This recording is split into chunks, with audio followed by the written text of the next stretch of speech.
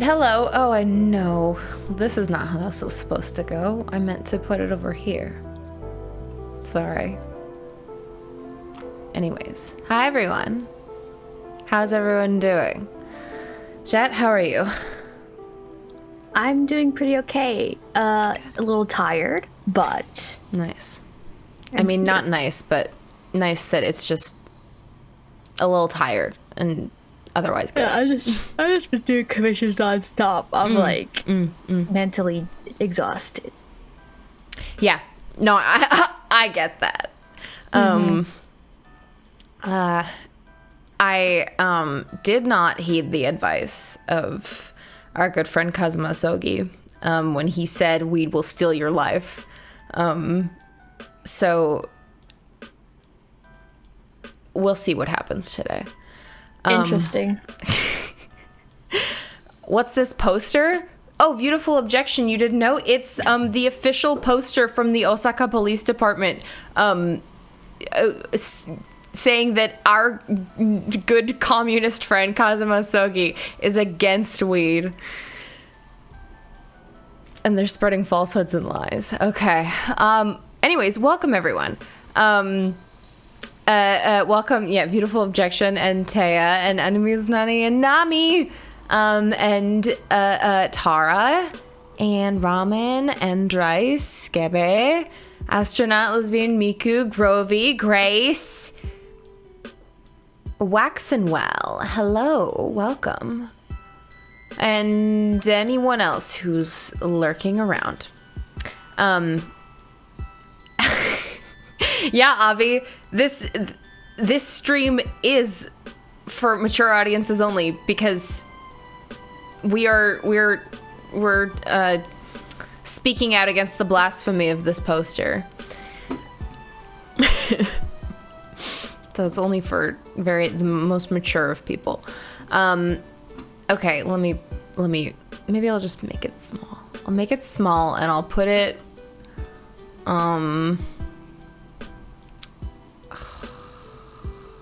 where should I put it? Maybe I'll put it I'll put it behind. No, Grace, stop. No. Weed will steal your life. Let me put it in front of No Wenches and behind Kick. There we go. See, in this artist rendition, Iris represents weed and Shomes represents your life. And weed will kick you in your life's ass.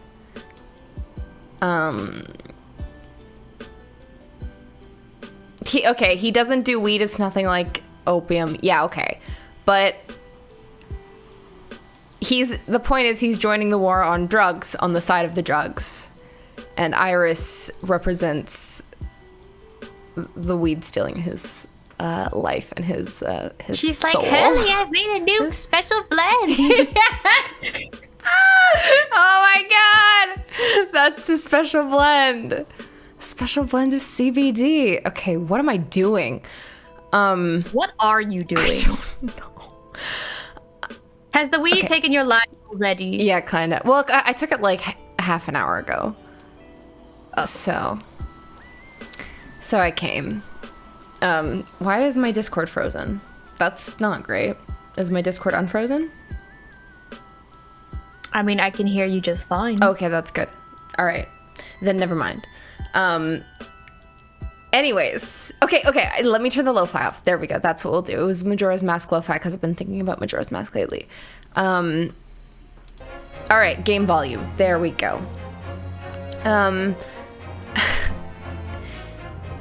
Okay.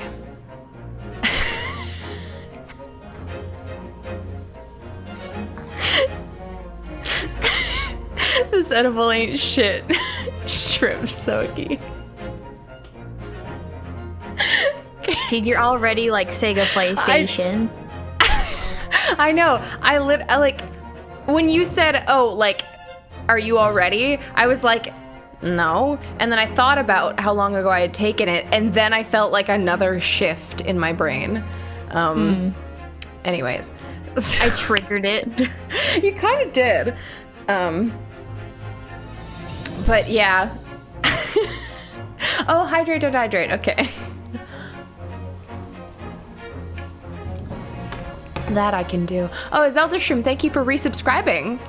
Right when I'm feeling the effects of the gummy. Anyways, okay. Hi, Cotton. Hi, Bacon Fish. Did I already say hi, Bacon Fish? Shit. Okay,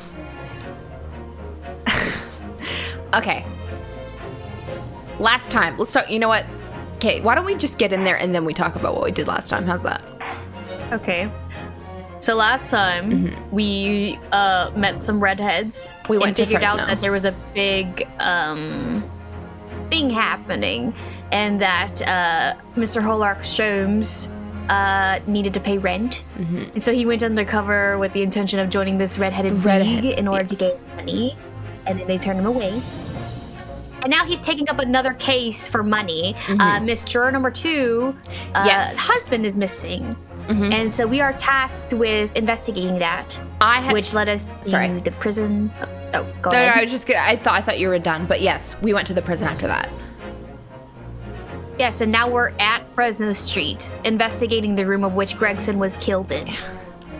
No one's fucking safe. Okay, that's the, sorry, okay, I'll press the yes, let's go button, but that's, okay, one of the things where I was like, I didn't, like at first when we first saw the disc, I was like, oh, is this a hit list? TGS, can you come back? Thank you. Okay, yeah, but I was like, is it a hit list?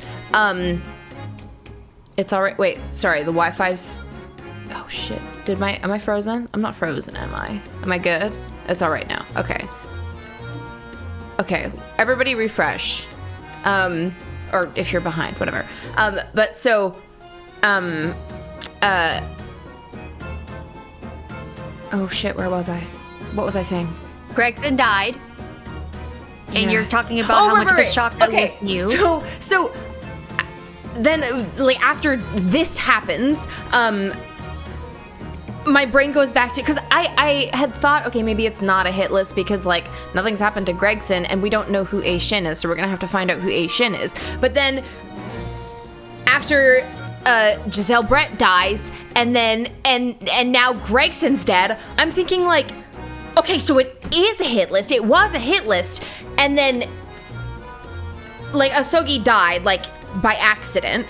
And then, so they were like, okay, so then we kill A. Shin. But they didn't, like, okay, that's the other thing. They didn't kill her. Like, she also died through an outside circumstance.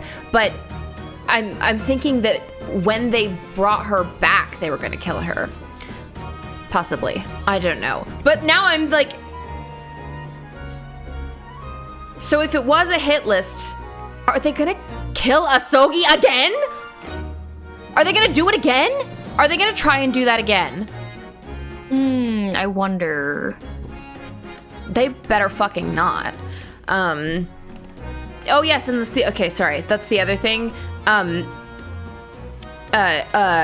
The Reaper's Curse. Okay, I wanted the Reaper's Curse to be something like it actually was Clint Van Ziek's ghost, like following Barack around, like with a real, like, gory, like torn out throat, like, you know, burst capillaries in his eyes, shit like that. Like, that's what I wanted, but I think more realistically, it's probably, like, because I wanted it to be that he can't, the Reaper's Curse can't leave London because this is where his body is buried. But, yes, death too. I wouldn't put it past them. But I'm thinking, like, more realistically, the reason the Reaper's Curse can't leave London is because it's like a real human person who has attachments here that he can't abandon, for like more than, I don't know, maybe one night at a time. Who maybe possibly got the satisfaction from his job of killing criminals, that they were getting their just desserts or whatever, and then he gets, something happens on the professor's walk, and then he, do not manifest death too. Oh my god, no. But so something happens on the professor's walk and the professor doesn't die, which is another thing. I don't understand how Scythe could have made the mistake that he wasn't dead. So pending on that kind of a theory. But if something happened during the professor's walk and then he had to like try and fix it, maybe he's the one that shot the professor as he came out of his grave to try and like cover it up, and then he gets fired in the cover-up because Enoch Drebber did the report, and then he gets fired, but he still really likes seeing criminals die, so he uses like the Reaper's curse to like kill people he thinks deserve it. That's what I'm thinking. And we also have the photo of his wife on this table here. So I'm thinking the reason he killed Gregson was because Gregson got too close to the truth of who was actually doing all that. Anyways, I didn't intend to talk about it for that long. Wow. Okay. Shall we investigate more?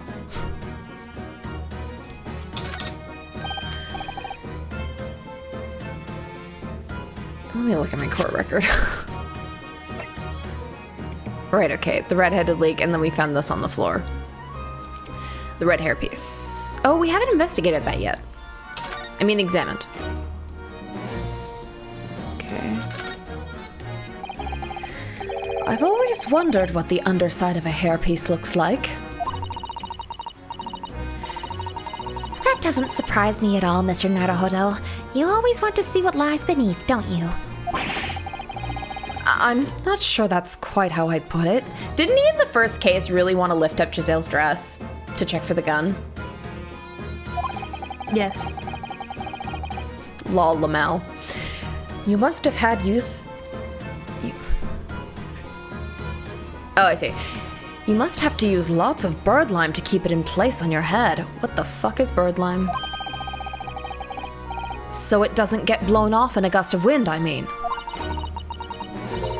That might be a little inconvenient when you wanted to take it off again, don't you think? Okay, is that all? Fine. Yes, frame photo. Okay. Oh, maybe this time. Maybe this time. Okay, that kind of looks like the little gem that was on... I don't remember his name. The guy the professor killed. No, Scythe. The guy Scythe killed. Looks like what was on his spectacles.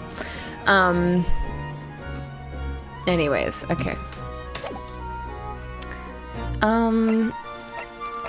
There's so much stuff we haven't actually examined here. Chief Warder Daily Vigil is relieved of his post with immediate effect for having violated Clause 132 of Her Majesty's Code of Conduct for Prisoners. Okay. All rights to redundancy pay and other financial benefits are fully revoked. Okay, what's Clause 132? Reason for dismissal: aiding and abetting the escape, okay, of the prison convict. Genshin Impact. Stop it, Avi. Stop it. I am. Fine. Details of this escape are still being investigated. Full cooperation with inquiries will be expected. Okay. Okay, prison governor Barry Caden. So that's Caden. So aiding and abetting the escape. So maybe he was, okay, initially I had thought maybe he was in support of the professor's actions, because they did compare, Susato did say, oh, the professor's actions are not unlike the idea of the Reaper of the Bailey. So maybe he was, and some people were like in support of what the professor was doing.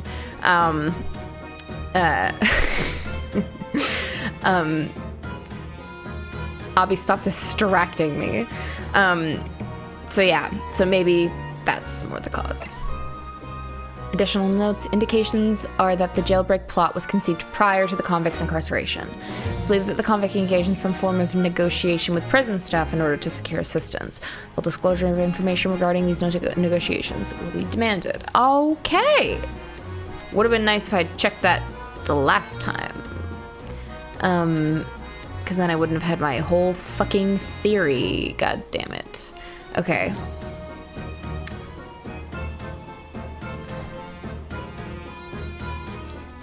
Okay. So, Alright, letter of introduction. We don't really need this anymore. Oh, maybe we do. Hello? Oh, it looks like this is some sort of steamship ticket.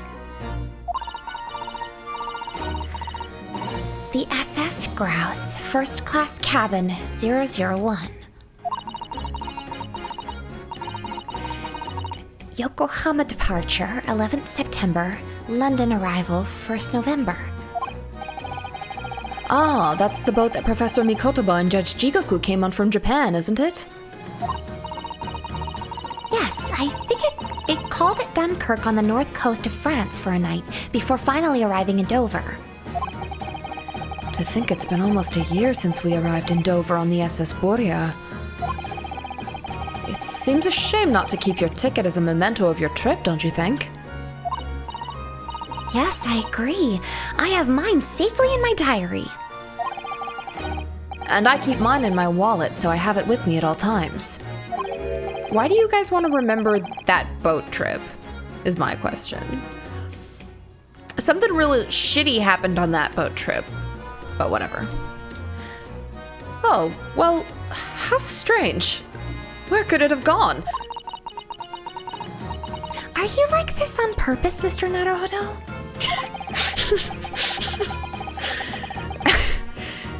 Did I imagine it, or was that a comment accompanied by a little sigh? Okay. On the ticket of a steamship, alright. That's important information. Professor Mikotoba has wonderful handwriting, doesn't he? This dark-suited young man is not in the least bit untrustworthy. Is it just me, or does that make me sound extremely untrustworthy? I do wish she'd called you at least a nice young... Oh yeah. I do wish she'd at least called you a nice young man. I'm really not sure that would help. Okay. Alright. Maybe this. Okay. And then we did examine this. Maybe this now that I can actually read the other things, will come in handy.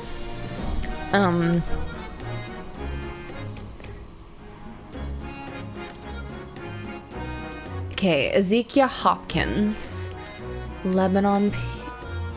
I don't know. What state is PA? Help me. Help. Pennsylvania. Pennsylvania. Thank you. Lebanon, Pennsylvania, USA. There is now another vacancy open which entitles a member of the league to a salary of £4 a week for purely nominal services. Okay.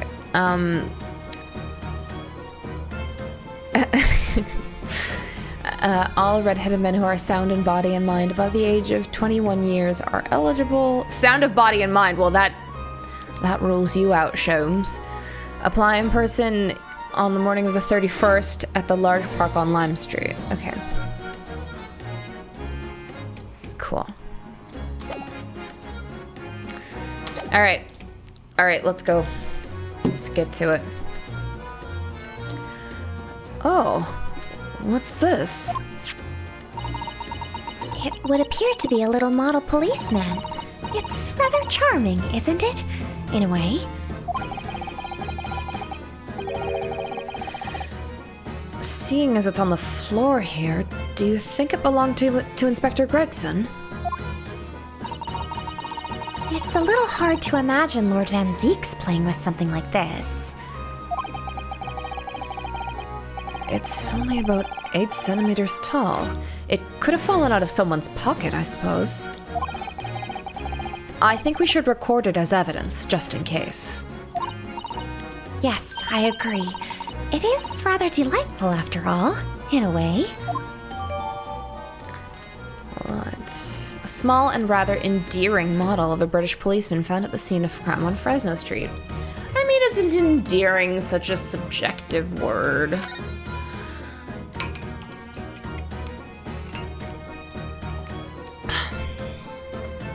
Okay. Oh, gosh. Okay. Oh my god, it's the Happy Meal toy. Asogi was here. Guys, it was not Barack Fenziques, it was Kazuma Asogi. This is presumably the murder weapon, then. Oh my! It is real, I suppose. I think so. Guns are so rare in Japan, I really know very little about them. This is a bad idea. There's one way to know for sure, Mr. Naruhodo. Fire a shot! No, no, no. If I did that, I'd be looking for a skilled lawyer to represent me in court. Slightly safer just to ask someone who might know, I think. Okay, let's show this to Mr. Van Zeeks. Hello, can I talk to you? Excuse me. Sorry, sir. Can't feel things, sir. Too many tears, sir. Right. Perhaps I'd better leave you to your work then.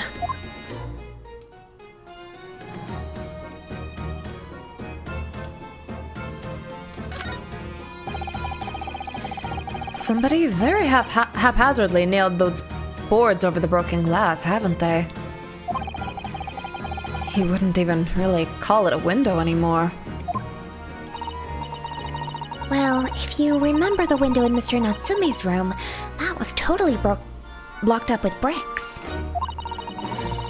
This one at least does let in some light. You could say nothing more about it. I'm starting to feel even more sorry for Mr. Natsume now. Okay. Is there anything? Oh, we didn't even... We did inspect the board. We inspected... Did we inspect everything over here? I mean, fireplace. I also trust Susato to be judge, jury, and executioner. Absolutely. She's also the lawyers. But she goes... When it's Susato and Ryutaro's court. They're all people except for the accused. An empty fireplace makes a room feel even colder than it would be otherwise, doesn't it? It's thick with dust, look! I think it would be fair to say that it hasn't been used in a very long time. In other words, whoever lived in this room must have been extremely hardy in cold weather. Or nobody lived here at all, and merely visited when the occasion arose. I wouldn't like to say which is more likely. No, that's right. It's one or the other. Oops, no. Oh, there we go.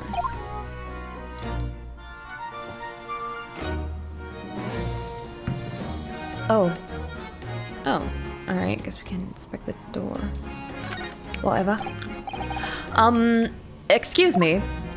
Thank you, Taya. You fucking finished.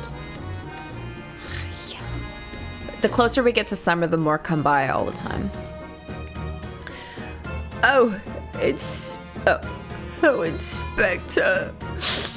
Oh, sir. Poor man. He can't possibly be able to focus on investigating when he's so upset. Okay. So then are we done in here? I thought we already talked to that guy. And we already investigated this. No, we did not. Wait, but then how do we have the... Wait, we don't have the evidence. Yeah, we have. We already know Look in your court record. Is it in there? Is it evidence, though? Because it wasn't in there, but the thing is that we definitely examined this last time, because then I said, well, why are those other two candles shorter if, like, that was the one that got blown off? So I was like... No. Yes, I said that. You had not examined it. It was something the characters commented on when they walked in. Okay. All right. Otherwise, it would have been in the court record. That makes sense. The top of one of the candles in this candle holder has been completely blown off. Yes, there's wax splattered on the wall behind, look. I suppose if a bullet had hit it. It does seem likely that the bullet hit the candle, having first passed through the inspector's body. Ugh. Now that wax on the wall looks like blood to me. Oh, okay. I see. Candelabrum. Okay. Was there anything... I definitely thought we talked to this guy. Whatever. Excuse me. If you're looking down on us from the great beyond, Inspector, don't worry. We'll look after things in the yard. I feel stupid doing a stupid voice for him when he's crying about Gregson. I've interrupted some deep thoughts here. Okay. Alright, I guess...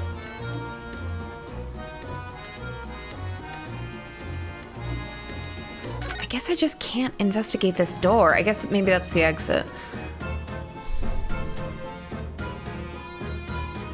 No, we're good.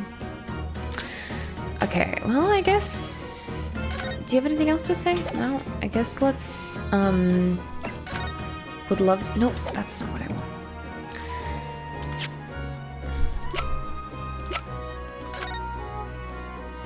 Anything fun on you? That's probably fun. Imagine how British people must feel sounding like this all the time then. Oh, Abby. Okay. I suppose this must have been the murder weapon. Oh, no, they're... Okay, well... They said this dialogue. I don't know why I'm now not able to skip it. Alright.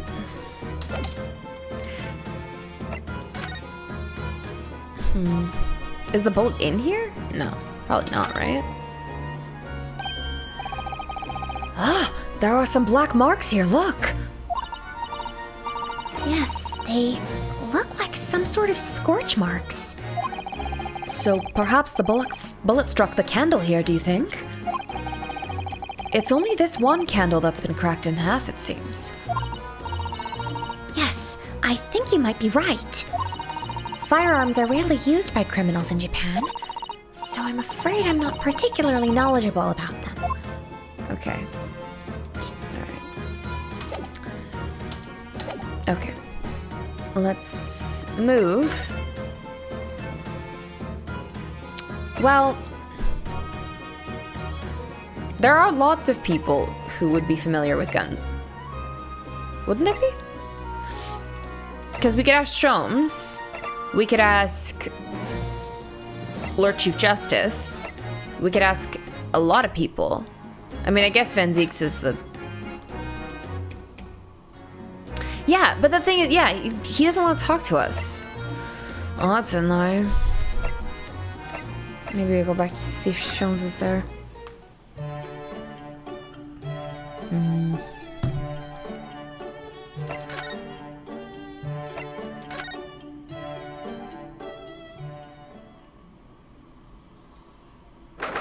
Okay. 1st November, British Supreme Court, Lord Chief Justice's office. You've made good time. I took an express train back to London. Oh. I can hear Lord Strongheart. Can you? How did you recognize Lord Strongheart's voice and not Asogi's? Yes, it sounds as though he's talking to someone. Uh-huh. Is everything in place? My god. The 2 swords! Mr. Sex! I had a private compartment on the train so I could check all the paperwork. It's... Kazuma-sama!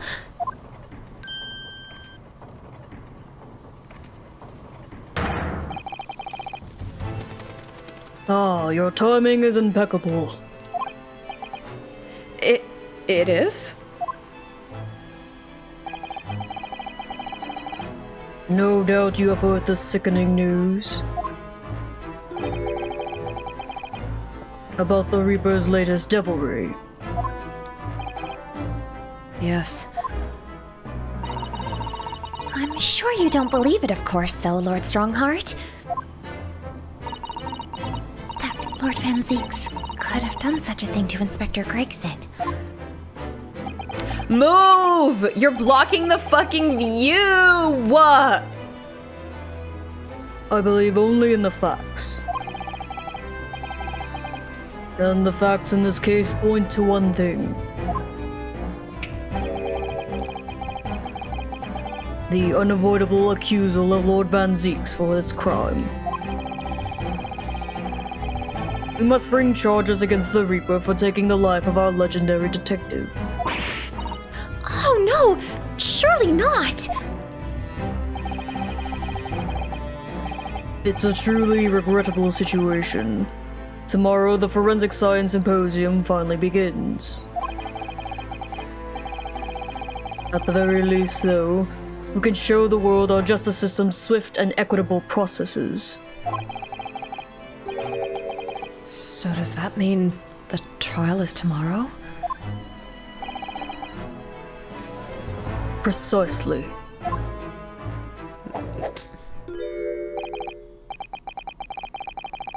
In fact, this is a fine opportunity for introductions. Oh my god, do I look okay? Oh my god, wait. Oh my god. Oh my god. Do I look okay? Oh my god. Hi! Oh! Ah! Kazuma.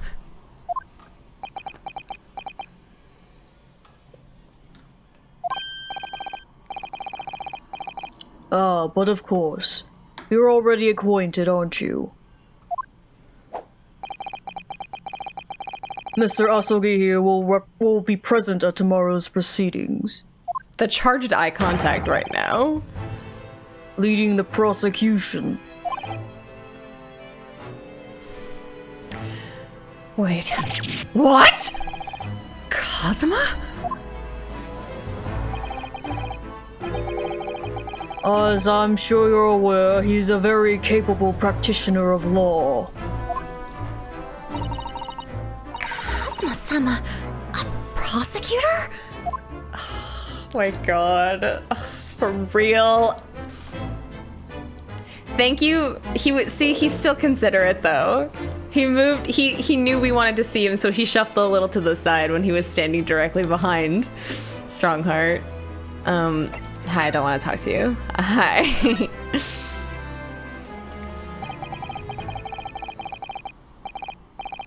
I'm sorry for the worry I've caused you, but it'll be alright now. It will. Has your memory completely returned? Yes, completely.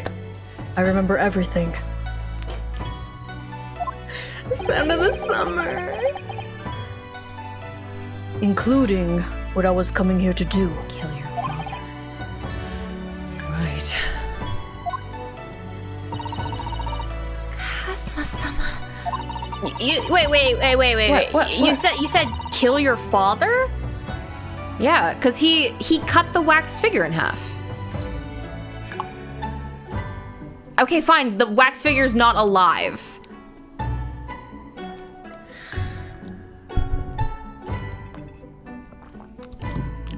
What? What was that reaction all about? All right. I'm just sort of thinking like how you came to that conclusion was all. No, I was literally just saying it as a joke. Oh, okay. What's going on?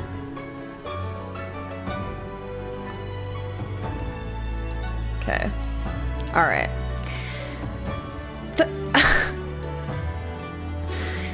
I can't tell you how happy I am to see you alive and well like this. But how did you come to be here in London when you were suffering from amnesia?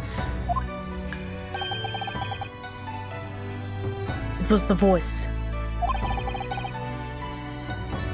This past year, I've been hearing it in my head constantly, saying the same thing over and over. Go to London. That's where your destiny awaits.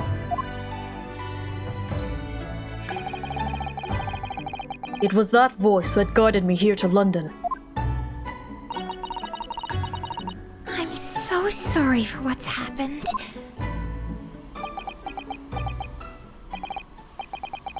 Anyway, my memory might have returned to me. But there's something that won't return to the way it was before. Huh? What do you mean? I'm a prosecutor now, so I'm sure our paths will cross again very soon. See, now I'm...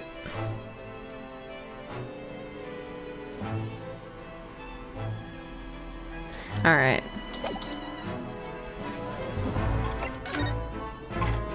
Prosecutor Asogi.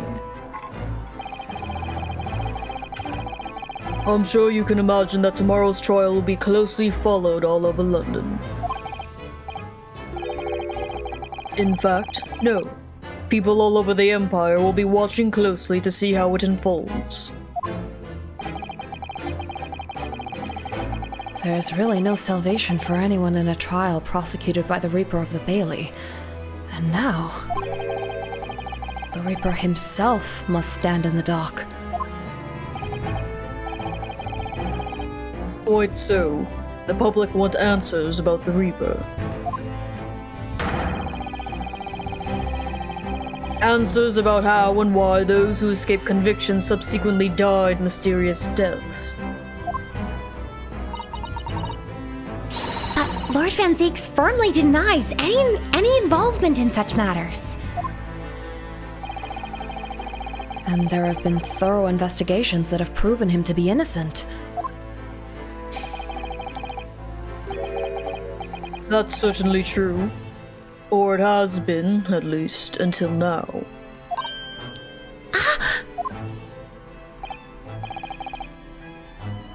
No, tomorrow's trial will mark the start of a new chapter in our country's great judicial history. Prosecutor Asogi. So, Kazuma will be prosecuting tomorrow? That's right. But he's a defense lawyer, Lord Strongheart.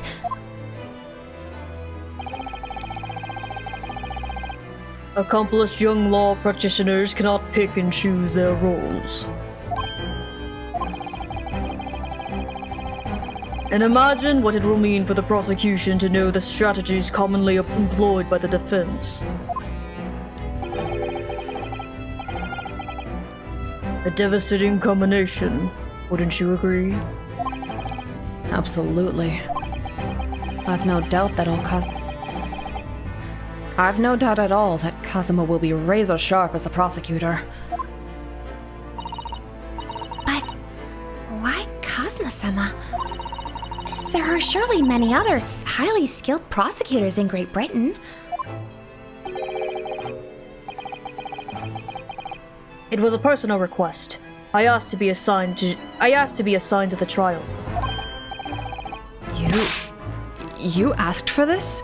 But why? It'll all become clear tomorrow. I'm guessing you intend to stand for the defense, don't you? Although, the Reaper appears to be turning down all offers of representation.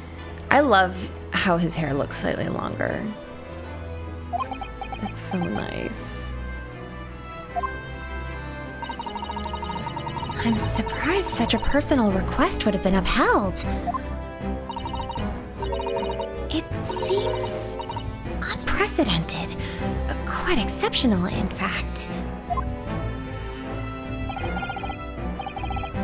You are quite right, Miss Mikotoba. Tomorrow's trial will be unprecedented and exceptional in every way. After all, the accused is one of Britain's greatest prosecutors, the pride of the Empire. It would be unwise to give the public a reason to perceive it as the judiciary closing ranks. So that's why you're happy to let a foreigner handle the prosecution?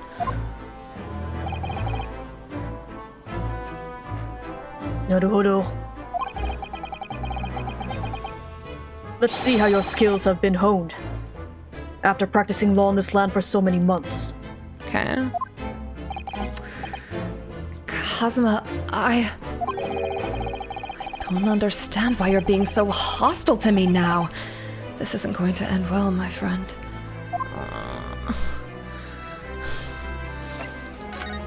Is he gonna be mean?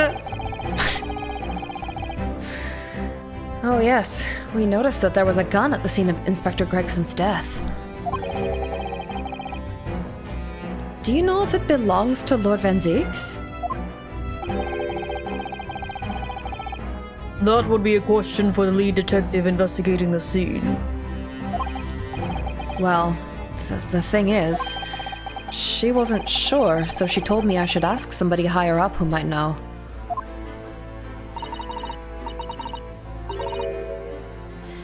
That's right, Mr. Sorry. That's right, Mr. Naruhodo. Be direct. It's certainly a model that's issued to all personnel involved in law enforcement, yes. Which includes prosecutors, as I'm sure you can imagine. In that case, it could actually have belonged to the victim. No, Gregson had his gun on his person. What about Lord Van Zieks? He claims it's currently not in his possession. What? According to his story, he lost it. In short, it's more than a little suspicious. But just because a gun in question is the same type as the defendant's is no proof that it actually is. No, of course not. Nevertheless, the situation is grave for Lord Van Zieks.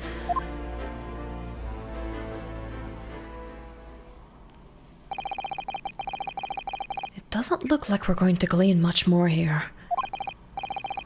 Well, thank you very much, Lord Strongheart. Remember, tomorrow's trial will go down in our Empire's history.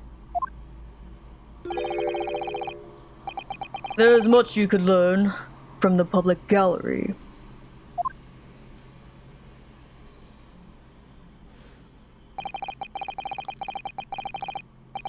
Sorry to have taken up so much of your time.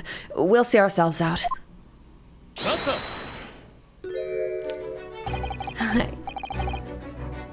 Before you go, Naruto, Oh, what is it, Kazuma? I love this fucking song. I just wanted to thank you. Kazuma-sama, what? You took my determination to heart and brought it with you over the ocean in my stead. And you carried out my role to perfection. You always were intent on studying British law in order to change our justice system. It was your dream, and Mr. Naruhodo didn't want that to die with you.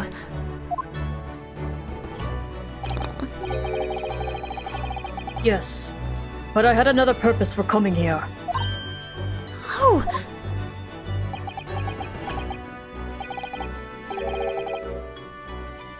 I actually have a favor to ask. We gonna finally learn what the favor is. It the same favor as on the boat?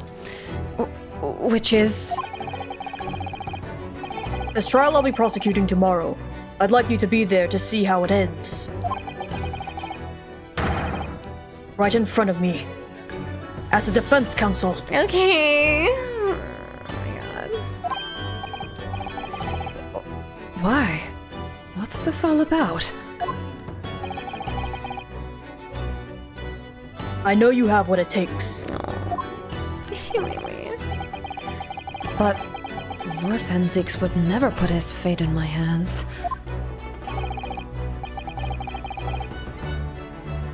On the contrary, he recognizes your talent.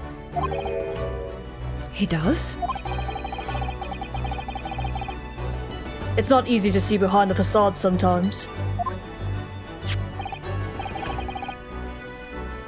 Here, have a look at this. Oh, he's an infant. Okay. Alright, so Gregson's known him for a while then. That's Lord Van Zieks and Inspector Gregson. in a photograph that must have been taken some time ago by the look of it. And who's the third person? Who do you think, Ryu? I hate him. I hate him. Sorry. It was displayed very prominently in the detective's office. Sorry. In Gregson's office, you mean?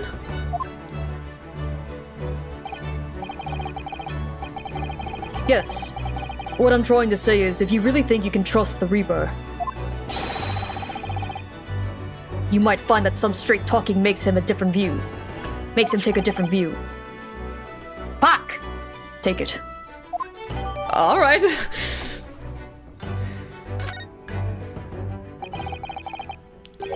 I don't understand. Why are you giving me this? Just hurry, Naruhodo.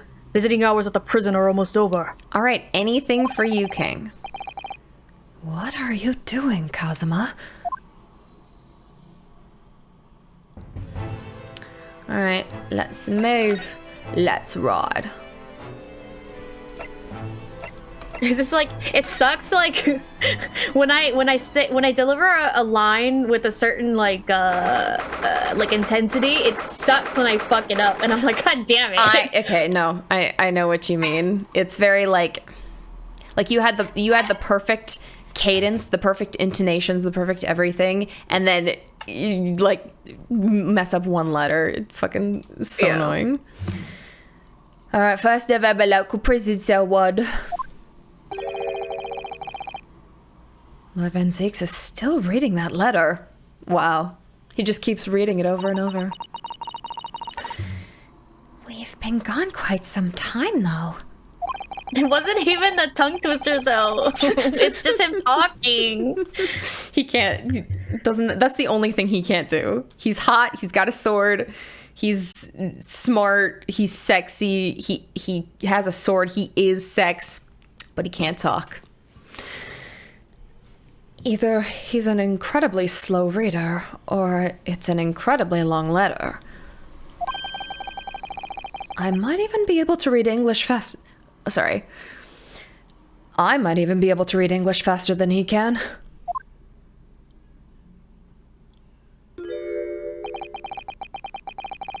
I was intending to ignore you entirely. But I can't turn a deaf ear to such an insulting Nipponese. Oh, sorry, didn't think you'd hear that. Literally exactly what he said when he was in Barack's office. Fucking, talking shit right in front of him. I had the case notes brought to me in secret. I was reading them to pass the time. Yes, we heard that your trial is set for tomorrow. Which is none of your business. So, have you found a lawyer? How many times must I reiterate the same thing? This has nothing to do with you. In other words, no. We were just talking to Lord Strongheart, and the prosecutor for your trial has been decided. Oh, I'd expect nothing less, though I have no idea who it is. It's going to be Kazuma Sogi. What? That Asian man? Asogi! This sprite, okay, when it's not from like a 3/4 angle, it literally just looked like he sadly slumped over. Like, Yeah, it's kind of stupid. It's not the like. Van Zieks' front-facing sprites aren't exactly like practical. Yeah. That also when he like crosses his arms and like looks down and his like mouth moves, it looks like it's all like the mouth isn't like, it's kind of clipping a little bit. Like it just doesn't look good like that. But like when he's like that from 3/4, it looks great. Looks great. Anyways, yeah. That made the color drain from his face. What color? What color?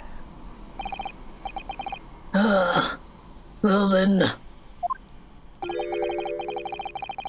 It seems I'm going to have to engage in conversation with you again after all. Jeez. You're Speak such a normally. bitch, right? I must engage in conversation with you. It's called talking. It's called talking. Just say talk. Just say talk. Racist start trembling and frantically scrolling through the hashtag racism tag, but all of us are wrong.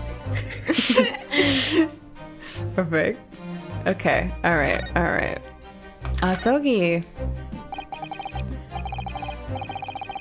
10 years ago, my older brother, who was the director of prosecutions at the time, was murdered. And the killer, as you know, was a visiting student from the Far East. Not a single day goes by when I don't curse the name of Sogi. That's awkward. Kenshin Asogi was Kazuma-sama's father. You know, just in case you hadn't picked that up from the past couple days, Mr. Naruhodo. So what cruel twist of fate is this now, 10 years later? The man's son is to crucify me in some kangaroo court? I still don't understand why Lord Strongheart apprenticed Kazuma to you. It's what he does. No doubt he knew of the young man's true identity from the outset. He just thought it would be so fucking hilarious. It literally was for shits. But what could he possibly have been hoping to achieve? And let's not forget that it was only 8 days ago that Kazuma recovered his amnesia. Why would Lord Strongheart assign this trial to somebody like that?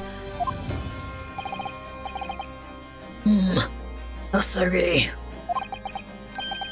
That name is the very epitome of my bane.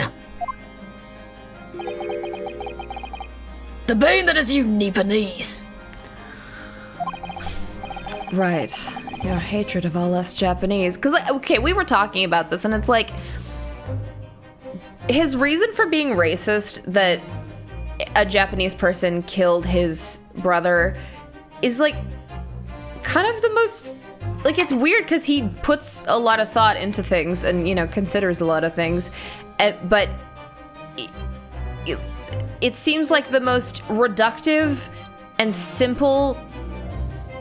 simple-minded conclusion to be like, I hate all Japanese people because one of them did something horrible to me. Like, it just seems weird. Like, if he knew the name, like if he had seen that it was Asogi's name, that, you know, he was the visiting student, and then hated him specifically, and, like, by extension Sasato because Mikoto was, you know, Yujin's her dad, and like that would have been a more kind of, like, if it was hatred of them specifically, that would have kind of been more of a more interesting reason for him to be such a bitch. But, yeah, well, I don't know. It just seems kind of weird. Like, that's... I understand that. Yeah. I mean, like, it's a very odd depiction of racism. You Yeah. know, when it could have easily been done the correct way. But Yeah. it's an Ace Attorney game. True. What are you gonna do? All right. Yeah, beautiful objection brings up a fair point. Like the racism that Saseki Natsume experienced. You know, they said like, oh, they look at me weird and they blame everything on me just because I'm a Japanese man. You know. Yeah. But with Barack Benzig's case, he's just like, you Japanese killed my brother. Blah, blah, blah. Yeah. And he just goes out of his way to make it such a point instead of like at the level that everyone else is at, where it's like saying you Eastern folk or something like that. Like it's just like peppered in with the language. Yeah. Instead of like, I have to make an announcement. I hate Japanese people. Mm-hmm. You know. But whatever. The Nipponese man.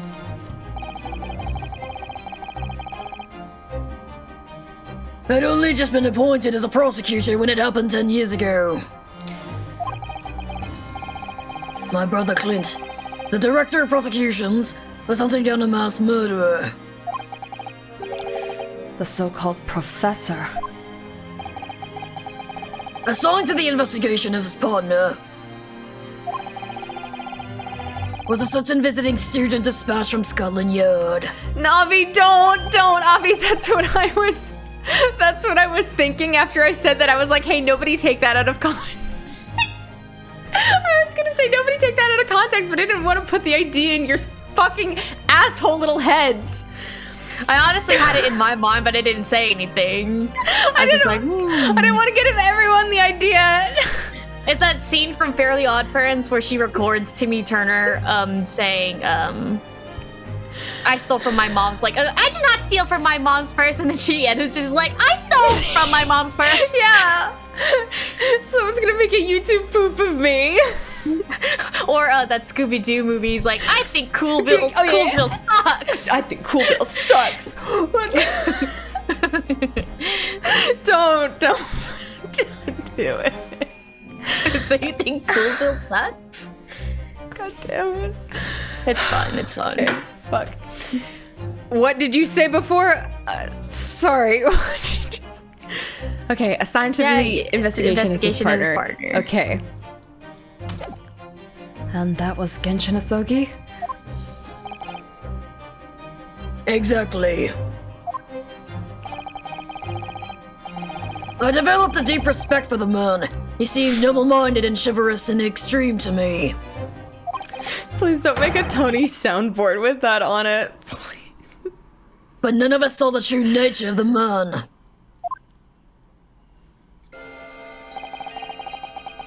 So I lost everything when it happened. My esteemed brother, the people I believed in, and any semblance of right prevailing over wrong.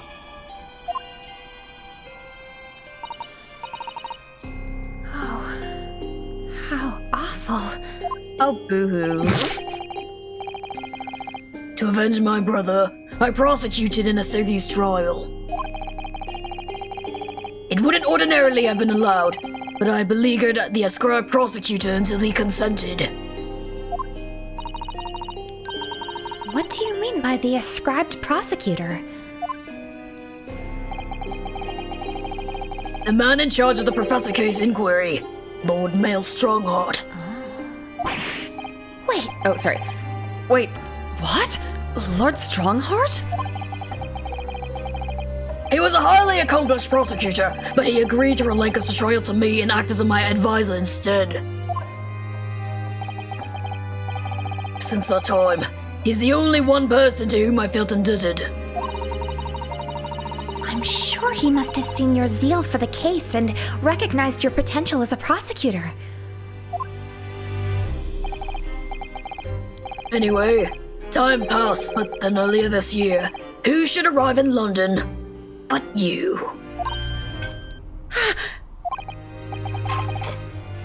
And, of all things, as a lawyer. I felt your animosity the first time I ever faced you in the courtroom. Your obvious deep loathing of us Japanese. I kept telling myself it was illogical. But for so many years that hatred had festered inside me, I could no longer control it. Like, I thought, oh, I can't hate Japanese people. It doesn't make any sense. Why would I hate Japanese people? No, I'll just keep it to myself. It's fine. Seasoned Asian man, I fucking hate you. I hate you so much. I can't hold it back anymore. I have to tell Japanese people how much I hate them. Maybe you should have kept telling yourself that it was illogical for a little while longer, honey. Okay, baby. Just go back to that part where you continuously tell yourself that you're being an idiot. I think that was better. It's like the equivalent of saying a gamer word on Twitch. He's like, I couldn't hold it back. I couldn't help it. It was in my mind, but it just slipped out. That's his like public like notes app apology of like, I'm sorry to Ryunosuke Naruhodo. I couldn't hold it in any longer, and he's like, it's like a cry typing notes app apology in the newspaper. Yeah. I didn't mean to say that I hated Japanese people. Yeah. Of course, he's still. I'm sorry, they gave me the one in jail. Yeah. It was a request. Isn't this a free country? I can't share my thoughts. My God. And like, just to reiterate, like, I'm saying this stuff as like memes and jokes as Rockman Zeeks. I'm Asian. Yeah. So like, I completely understand that he's a very polarizing character, and regardless of like race and ethnicity, people do enjoy him. But this is just my thoughts. I just think it's really funny. Yeah. So, you know, I'm not invalidating anyone's opinion, but this is mine, and you can hear me speak. So therefore, you know, you can hear my opinion. I'm not trying to fight anyone or convince anyone or whatever. I don't care. I don't give a fuck. It's a video game. Right. Oh shit. Fuck. Sorry, I was scrolling to try and figure out. Yeah, you can't take my speech out of context to make me seem anti-Asian. You can't. Abby, don't make me put you in the fucking closet again. I will. YouTube poop time. But yeah, I mean, sorry, I didn't even see the chat that you were like talking about. No, it's nothing. Yeah. Like, it's fine. But yeah, I'm just saying that kind of more in general. Yeah. And you also played the fan translation first, where he was way worse, right? Yeah, or like it was. He's like, the fan translation actually had him say, instead of Nipponese, he said the actual slur towards Japanese people. Yeah. So. Yeah. Which was a conscious decision made by the translator's part, because I think the original translation, like the original text, it's not. I don't believe it was as blatant. You know, it was a decision to kind of make it like that word. Yeah. Because that's why, like, I think that's where, like, why some people are like fine with the way that he is in the game. But yeah, it was that particular fan translation that had really been like, huh? Because I believe there was another translation, but it wasn't like for the game itself. It was just on YouTube. That was fine. Yeah. Okay. Yeah. Yeah. Sorry, I'm just reading things. Anyways, yeah, sometimes I forget you're not on Facecam. And yeah. Who, me? Yeah, you. So sometimes I just forget. So like nobody knows. Anyone new here doesn't know that you're Asian. Yeah. And even if I was, if my face, if you could see my face, like it would have been really funny. Like if we had made a rule where like my face was also here, but you couldn't see it. Yes. And you weren't allowed to go back to the VOD. And like every time I'd just be like, like I make a lot of funny fucking faces when we play this game. I can feel it. Like I can feel it the way that I express, especially when I'm especially when I'm voice acting. Yeah. God, oh yeah, for I sure. look like a fool. When I do Soseki, it's like terrible. Sometimes I like because you know I'll listen back to the voice acting stuff to give myself like actual technical notes and things like that. And then like I will have to like hide half the screen with my pillow because I cannot look at my face while I'm doing this. Like I'm just like. For me, it's like weird. when I go watch it, like I'll be laying in bed and I can't cover it or whatever, but I do find myself looking at you more than like the game itself. Really? Because I like seeing your expressions when you voice act. I go back and forth. Like I switch between you and like reading the chat because like I could hear the audio. Right. I don't know. It's just how I watch it. Interesting. Sorry, I missed a line before this. I accidentally scrolled. Okay. The hatred, he can no longer control it. Yeah, okay. And I It's can a funny book. and I can understand why. Now I know the history. But in the same way that I've long felt the Nipa needs to be the bane of my life. To Kazuma Asugi, I'm the bane of his. The Reaper who sent his father to the gallows.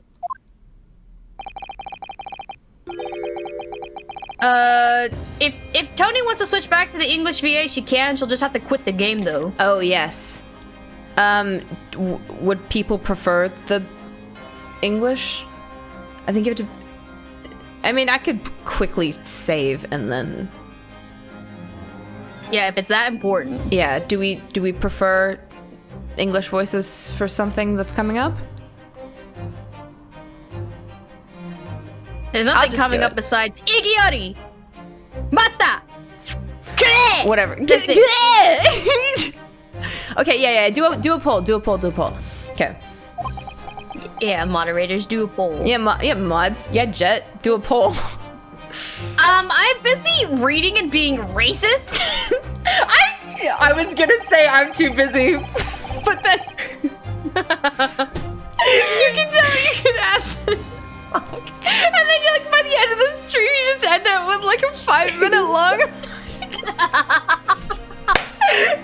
messed up streamer says all this on stream. Fucked up.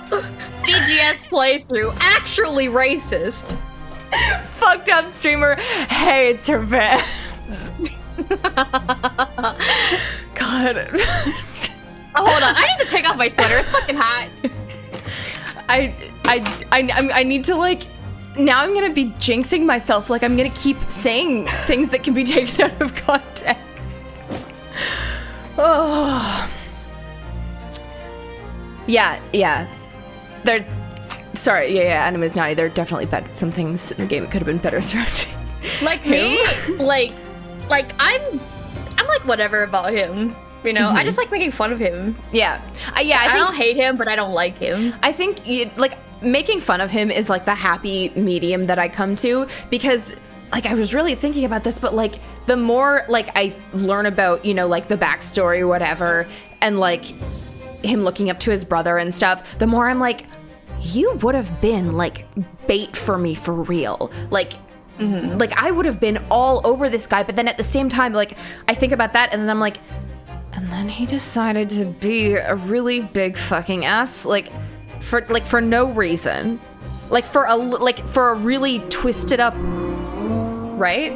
For like a so it's like I really do wish he had not been that way, because I would have liked him a lot. Yeah. But And just for the record, me mentioning that I'm Asian is not like trying to I just didn't want it to make it seem like a white person was saying it, you know, because it's definitely charged differently than as if I come with the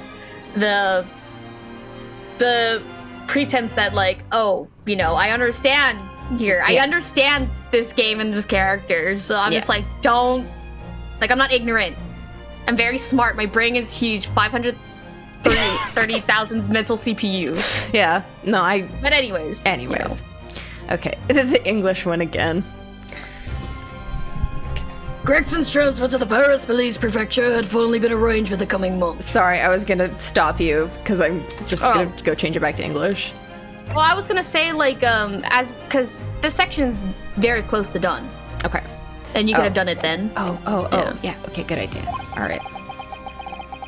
But he'll never make it to France now. It's a tragedy. Oh yes. Come to think of it, he did mention something about that, didn't he? Yeah, I don't need smart weed. I only need smart cocaine. Smart opium. I wonder, does it happen often? Being transferred internationally, I mean. It's the first time I've ever encountered it. Oh, The Paris police welcoming an English detective is almost inconceivable.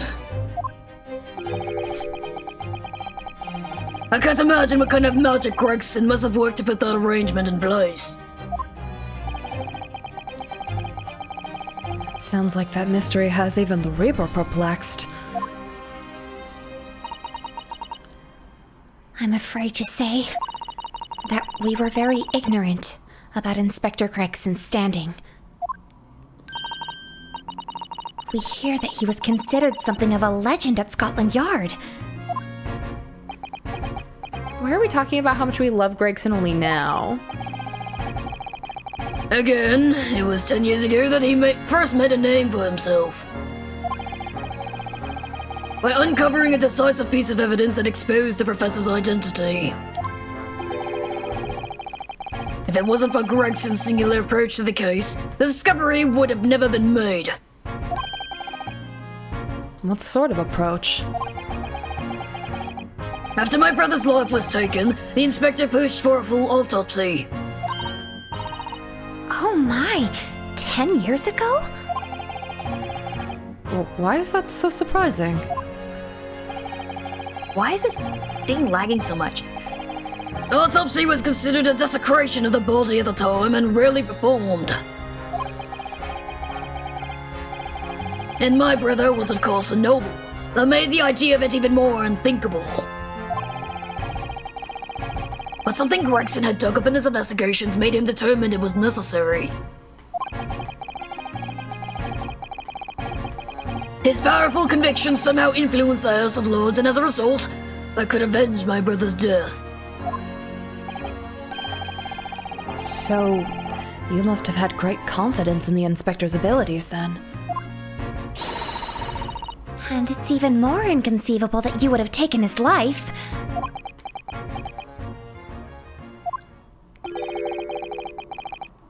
I don't have confidence in anyone. Oh, Maybe it's clinical depression.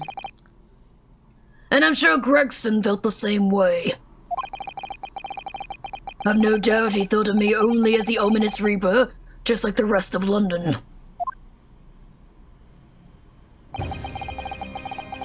What really went on between Lord Van Zieks and Gregson, I wonder? What was the true nature of their relationship? I'll have to talk to juror number 2 about this.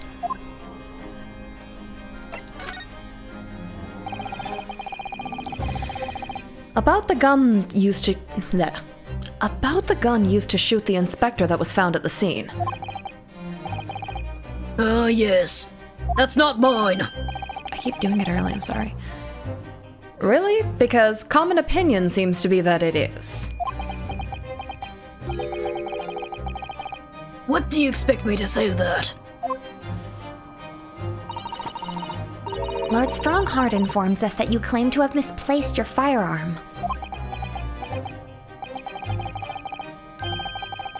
As embarrassing as that is, I'm afraid it's true. When did you lose it then? That, I don't know. Oh, I was issued with a revolver when I first became a prosecutor 10 years ago. I must have stowed it somewhere, I suppose. Or left it somewhere, perhaps. How irresponsible. you have something in common with Lord Van Zieks after all, Mr. You have something in common with Lord Van Zieks after all, Mr. Naruhodo. A talent for misplacing things. No, this has nothing to do with me! Don't drag me into it!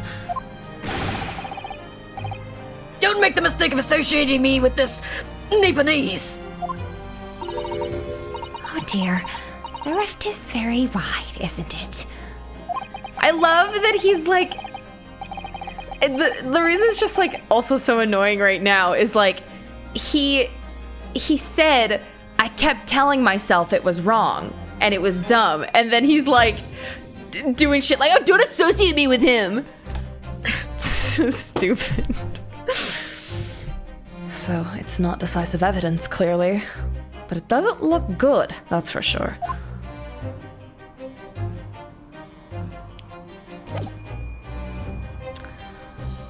Okay. Why don't you look at this gun? Check it out. What's that? It's just something I was hoping to ask your opinion about, that's all. It's a serious crime for the defense to attempt to extract information from the prosecution by illegal means. Alright, I get the message. But I don't see what's illegal about me asking. So that's very interesting. I know that they do that, isn't that dialogue from before? Like when you usually present him? I don't know. If that's the... I think that's what he says when you present stuff to him usually, but I don't know. I just thought it was funny. Well, I mean, you don't really get a chance to do that because most of the time we're in court. He just tells you you're a dumbass. Well, I just feel like I remember him saying that. And then he's like, I don't get what's so illegal about me asking about it. Like, that's what I remember. Anyways, it doesn't matter. I just thought it was funny that they referred to him. He referred to himself as the prosecution, but he's not. But yeah, that could have that's been part more of just the like joke. a general text, I guess. Whatever. All right.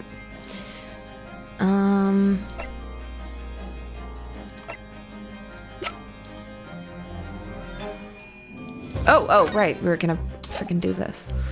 I was gonna be like, I have a very short memory span today. Yeah, stop hitting Naruhodo for the love of God.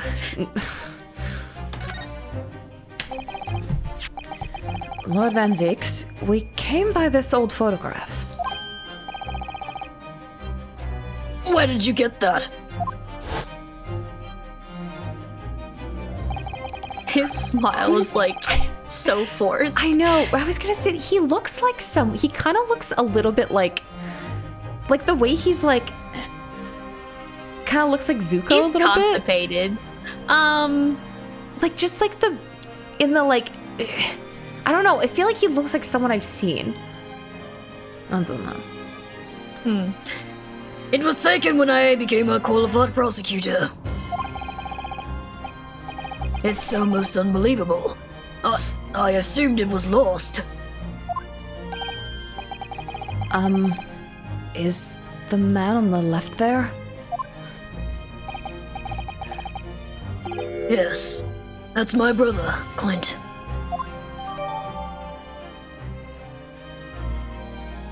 I try to pronounce it with the M, but I can't do it. Like, it Klimt? feels weird in my mouth. Klimt? Klimt. Klimt. It's almost like you have to say Clement. Klimt. Clement? Klimt. Yeah, I'm not gonna do all that. I don't care about that guy that much. Klimt. Oh, it had to be, really. Apparently, this picture was prominently displayed in Gregson's office. He had a deep respect for you, you know. Were you aware of that? Respect? That's nonsense. No, we've heard someone attest to it very clearly. Inspector Gina Lestrade, no less.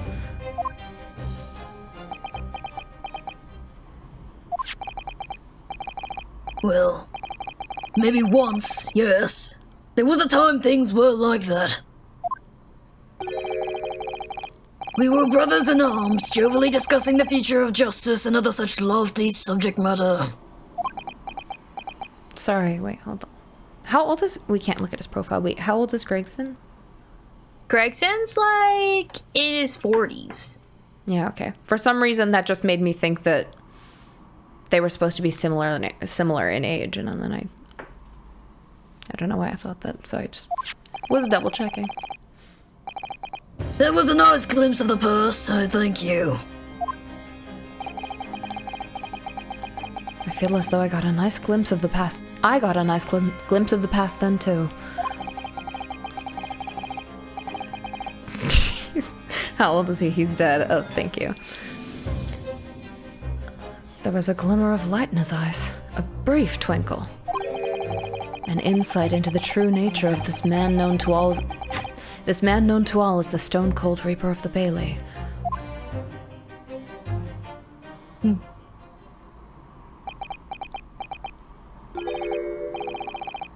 Mr. Naruto.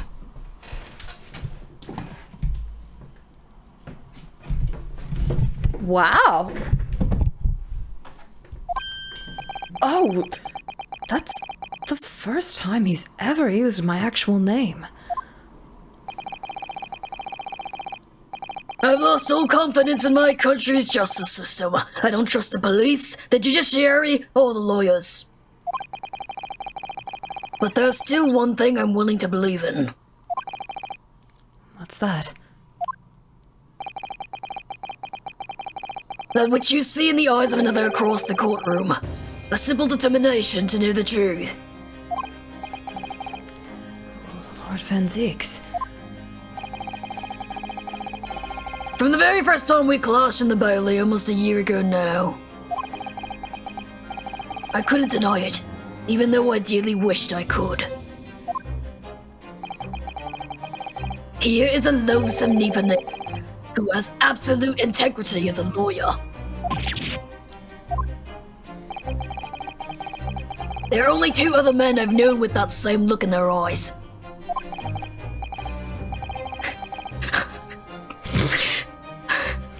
My brother Clint and Genshin Asugi.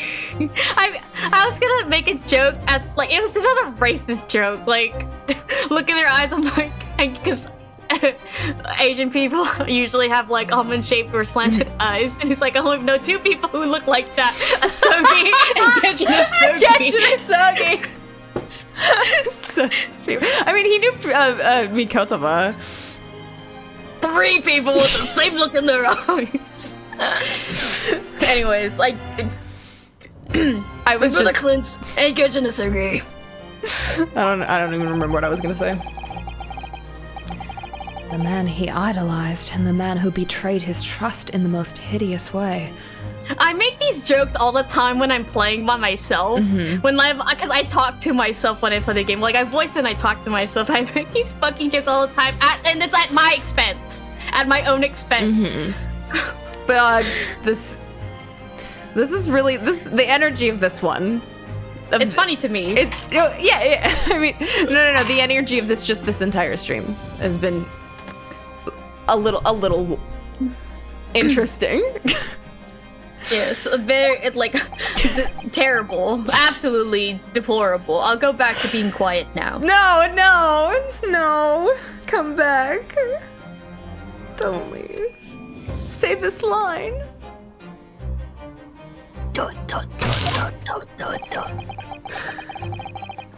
When you showed me that photograph just now, it reminded me.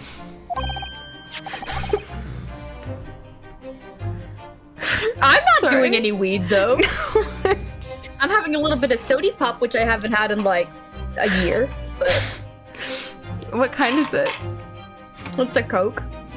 Sick. You mean this photograph?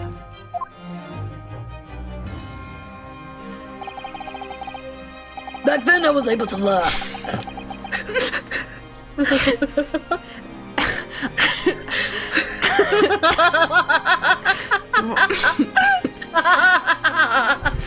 Back then I was able to laugh.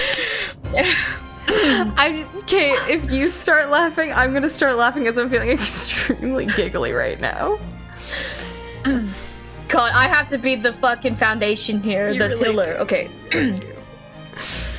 Back then I was able to laugh. I was free of the shackles of mistrust that plague me now. I look to the future with hope.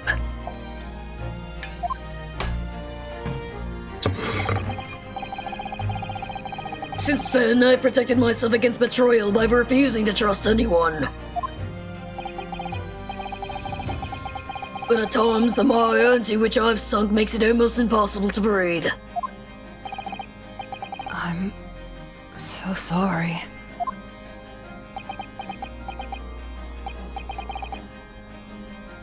So, Mr. Naruto. You said it again. I want to believe in that look in your eyes. I need to believe in it. In tomorrow's trial, will you advocate for me? Was that a little bit of vomiting Foley work? Actually, I was just burping because of the carbonation, but yeah. Oh, I see. Sure. I thought you Sure. were really going for the effect of like, will you advocate? But it worked. It works still. It works still. Of course I will. It would be an honor. I'm so pleased, Mr. Naruhodo. And my life is in your hands.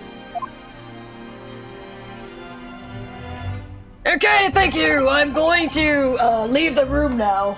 I will see you later. Tomorrow in court. Okay. Are you just staring at the back of the cell? Are you just going to stare into the corner? No talk me, Angie. What? Jet, did you actually leave?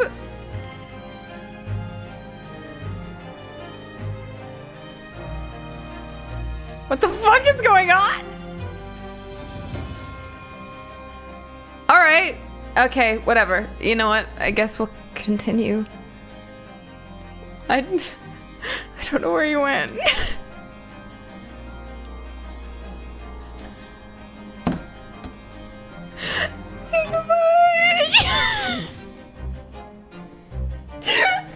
Okay. I guess I'll just continue. For Lord Van Zeeks, that must have been an incredibly hard thing to ask. The Reaper attack. Which is why I simply cannot let the men stop. Which is why I simply cannot let the man down. Tomorrow, in the Old Bailey, against my old friend Kazuma.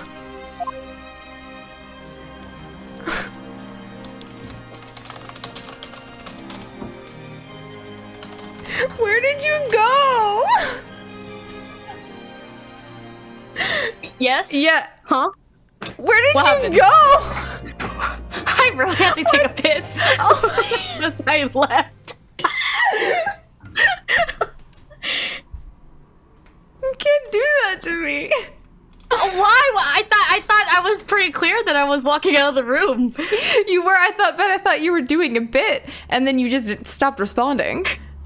And I was like, did you actually leave? I figured that like the rest of the text was just gonna be like Naruhodo monologuing, and that you'd have time to change the voice acting, and that's why. I mean, what happened? Fine. All right, fine. Nothing. Literally nothing happened. Did you manage to change This is the voice? a really bad stream. Yeah. Also, I wanted to say I was thinking while I was in the bathroom. I was like, if I've offended anyone with what I've been saying in terms like with like Barack and Zeeks and the joking and whatnot, I sincerely apologize. What I find funny at the expense of myself, my own race and ethnicity, it might not be funny to others. So I sincerely apologize if anyone has been offended by my... Oops. Oh, that I exited the game. Shit. Sorry. That was stupid of me. This is a really bad stream. This is a really, really bad stream. This is... Oh my god, this stream is really bad.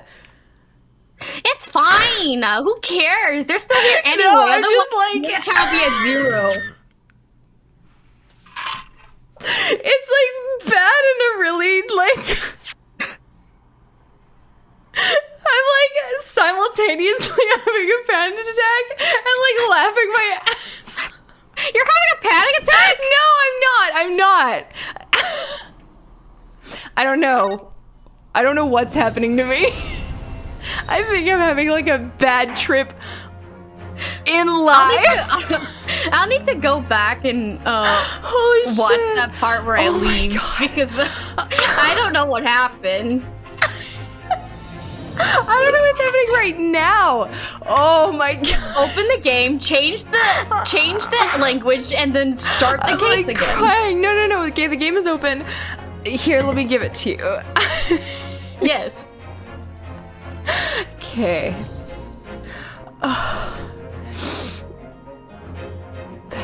Okay.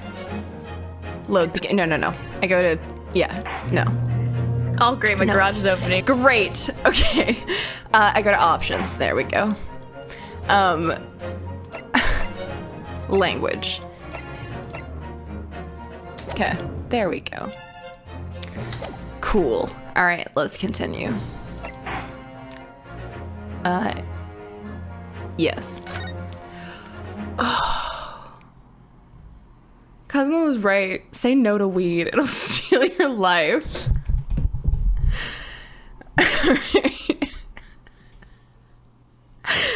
Second November, 56 a.m. for your bailey defendants at the chamber. There's that old familiar feeling again. Now I've got the giggles. The crushing pressure of this historic courthouse.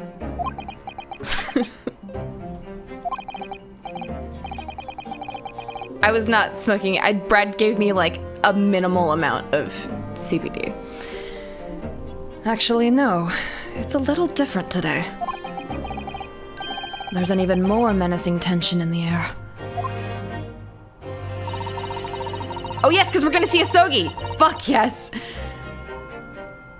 There is a menacing tension in the air here today, isn't there? I suppose... Yes. Am I smart, weed? I think so. Oh, hello. Why did it... My stream exploded. Your stream exploded? Your internet also exploded. I can't even hear you. Huh? Okay, there we go. Okay. You were going all... Oh no. Sorry, what did I say before? Are you good? Yes. Okay, I see. It can only be the result of the menacing appearance of the defendant. A little more courtesy, if you please. Oh my, I do apologize. You're waterboarding me. I'm preparing for my new job at Interpol. Yeah. with Agent Shilong Lang. I'll my God. personally waterboard you. Shifu. Shifu. It's an honor. Yeah, I came to see this guy get his walking papers. Carry on. However, you're certainly not mistaken that this trial is far from ordinary. What do you mean? I'm not privy to the details. However, I understand that no jury has been selected. Interesting. A trial without a jury? Well, that's just like... Oh, Lang is absolutely pro weed. yes, Him and yes. Sheena fucking blaze it They every hotboxed every weekend. day. Yeah. Absolutely. Well, now I'm thinking... I mean, I know Phoenix is pro-weed. He's gotta be. Anyways, this is not what I should be thinking about. The trial of the professor 10 years ago. So no juror number 2? A closed court. Hi. Good morning, my dear fellows. Mr. Sholmes! Have you made the Notamaya, Mr. Naruhodo? An outright victory for science, you must agree. To be perfectly honest, so much happened yesterday that, well, I also forgot. I completely forgot about your little hair problem. What to one man is a little hair problem, is to another a day of drinking dubious potion after dubious potion.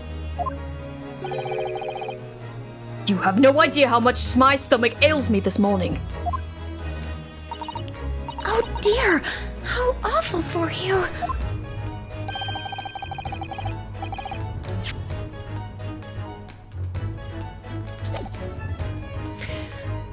I'm afraid you only have yourself to blame, Mr. Sholmes.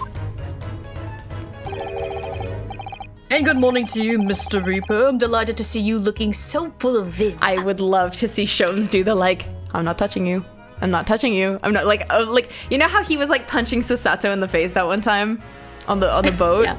I just love it. I just love it. If his finger was clipping through his eyeball, but it's I'm not touching you. I'm not touching you. And you. I see London's celebrated great detective is as active as ever. Oh, you exaggerate, my dear fellow, compared to my paltry engagements with a few trivial cases. The Reaper's overbearing presence is a far greater deterrent to the black roots of crime in our capital.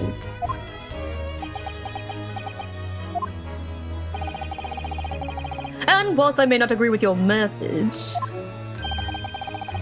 there is at least one point on which I would readily commend you. What an honor, and that would be your eye for a good lawyer, sir. Mr. Sholmes. After all, behind this lawyer there is a very great mind, my own. What are you trying to say? I wish only to say that you should be prepared for quite a trial, Mr. Reaper. Who's barging in? Oh, okay. Gina! What's that on her arm? It's a mourning band, I suppose. Gina. Father, shouldn't you be at the symposium? It's been postponed, so I have some free time. I decided to come along with the police inspector to see our country's up-and-coming student in action. I shall be very interested to see the fruits of your studies over the past year. Well, it's an honor to have you here. Let's hope there are some fruits to see. Oh, Well, I can name a few fruits.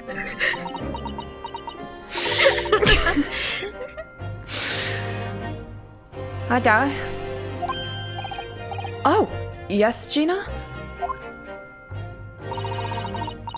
Why'd you agree to this, eh? Why'd you take him on? This Reaper bloke. Everyone says it was him what killed the boss. I'm sorry, Gina. But I just don't believe that. Well, if it weren't him, who was it? I don't know that yet. I don't care who calls him what. The Reaper's just a name. He's just a person at the end of the day. And if it turns out it was him who killed the boss, then God help him.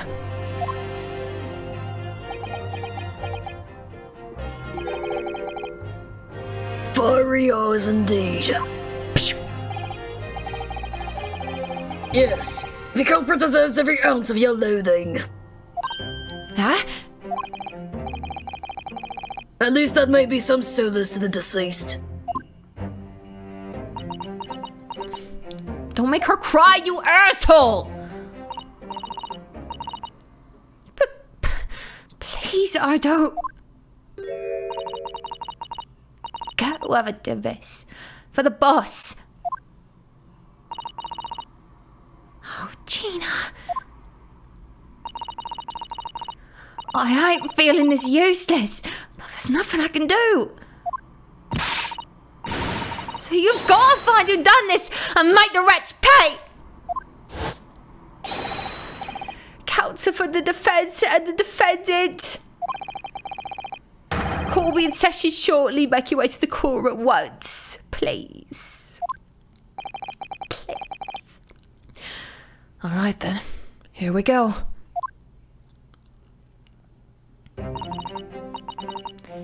time, Mr. Naruhodo. Lord Van Zeeks.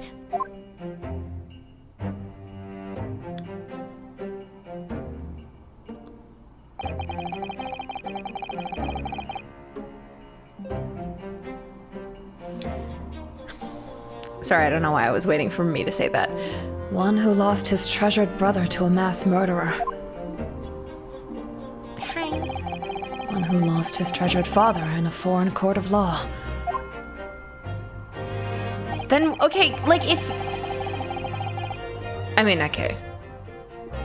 I just don't see why Asogi would need revenge on the Reaper when he knows, because like everyone has said that he like thought that his father just died of an illness, but then he goes and he fucking cuts the wax figure in half. Like, So I don't. let me clear it up. Okay, so we know that Barack Van Zeeks was the one who condemned Asogi's father to death. Yeah. Okay, this has all been explained. Okay. And Asogi was here for a very particular purpose, to find the truth about his father. Asogi finds out that Barack Van Zeeks is the reason why, his father was condemned. And now Asogi is prosecuting. Yes, I mean, I know that. The cutting of the wax figure is more like cutting down the legacy, I guess, or like, because, like, obviously Asogi's upset that his father was killed for whatever, like, for being a bad man. Okay. Right? I don't think he was coming to London to kill his father, but more like... No, like, that... It was just because he fucking cut the wax figure in half. Like, his father... No, like, if his father was executed, like... Okay, whatever. Like... Don't you think that... Okay, so let's say, for example, like, your father, right?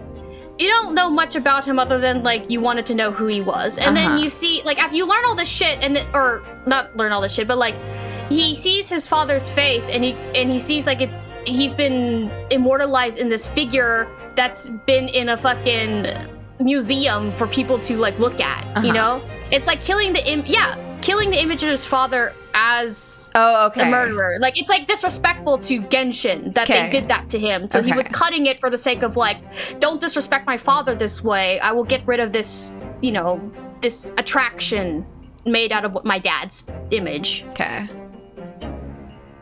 Like, I'm trying to say this without, like, accidentally stepping on toes or whatever, but, Yeah. Okay. Sorry, I was just reading chat. Oh, no, go back. Stop, go back. Stop and go back. And one who lost the man who helped her escape destitution. All that misfortune, all that pain, on course to collide headlong in this trial. It's time to shine a light on all these dark events. Now, why are you looking off into the distance? Everyone is so mean to me. So mean. He doesn't even mention me in his long list of people.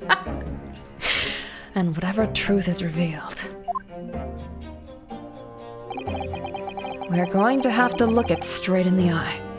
So he knows everything.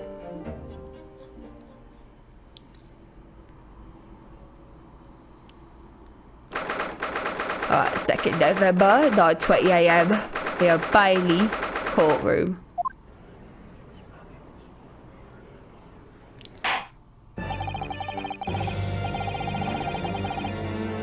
In her name of Her Majesty the Queen, I hereby declare this court to be in session.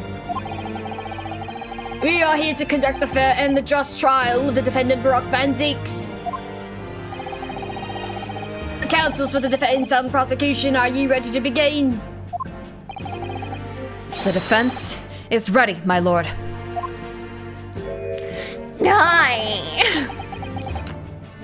The prosecution is more than ready. So I went a little British. You definitely ended on Van Zeeks there. Oops. I mean, I'm so used to being with Barack Van Zeeks in the courtroom. Right? Kazuma-sama. I've been wishing to see you in court again for so long, it feels.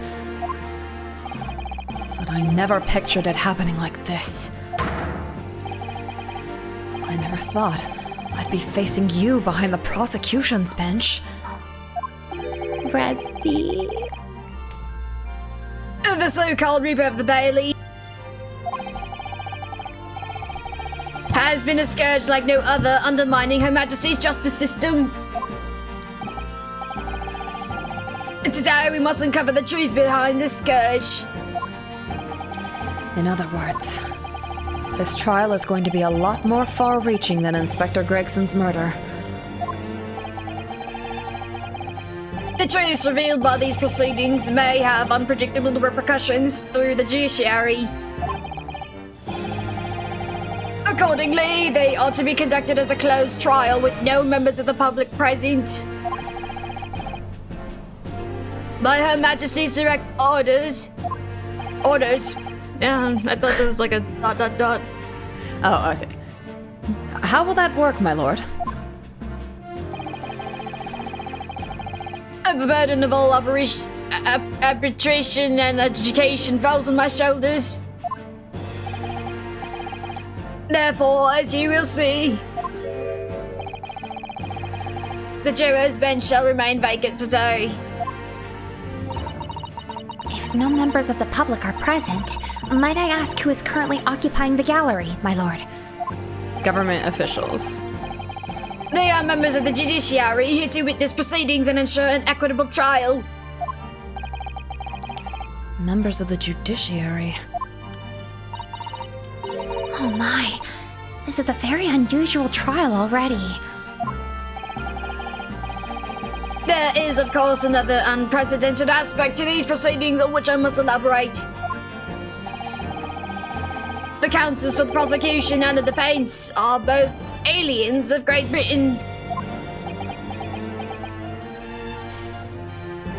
That's the sexiest. Never mind. I believe it takes an outsider to see the truth sometimes. And as I stand here in this courtroom now, I'm quite certain this is the reason why I had to come to Britain. Kazuma? Very well, let us commence proceedings. Prosecutor Asagi, your opening statement, if you please. Oh. Say it? I was just gonna talk about how he's sexy, and then I said, never mind, I'm not gonna say it because it's gonna get annoying. And no, sorry, oopsies. Why did this happen? Okay, but. Oops, not E. Nah, I need T. No, go back. I need T. Sorry about that. The bow! Certainly, my lord.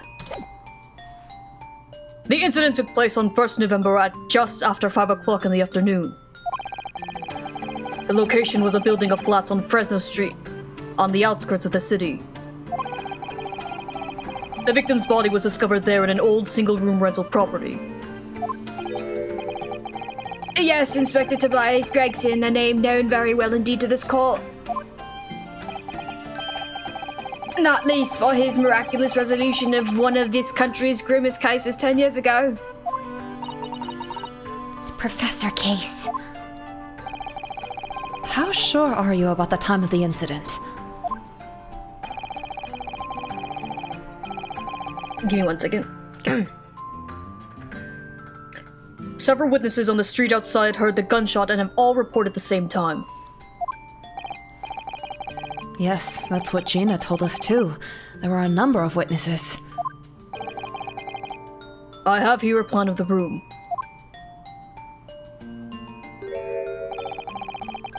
The victim was found curled up in one corner. It's believed that he was shot from the front at point-blank range and died instantly. How has the range been determined? I feel like there's something so weird about like having the first name of the prosecutor in court, you know? Like I feel like it almost like for a vibe should have changed to Asogi instead of Kazuma. But Yeah, I feel like it's more from like Ryu's perspective though. yeah, but I don't know. Whatever. There were scorch marks around the entry wound. Such marks are caused by the gunpowder used to fire the bullet. But powder hot enough to leave scorch marks is only ejected from a few inches beyond the end of the barrel. In other words, it only happens when the target is at point-blank range. I see. Yes, thank you for the detailed explanation, Counsel.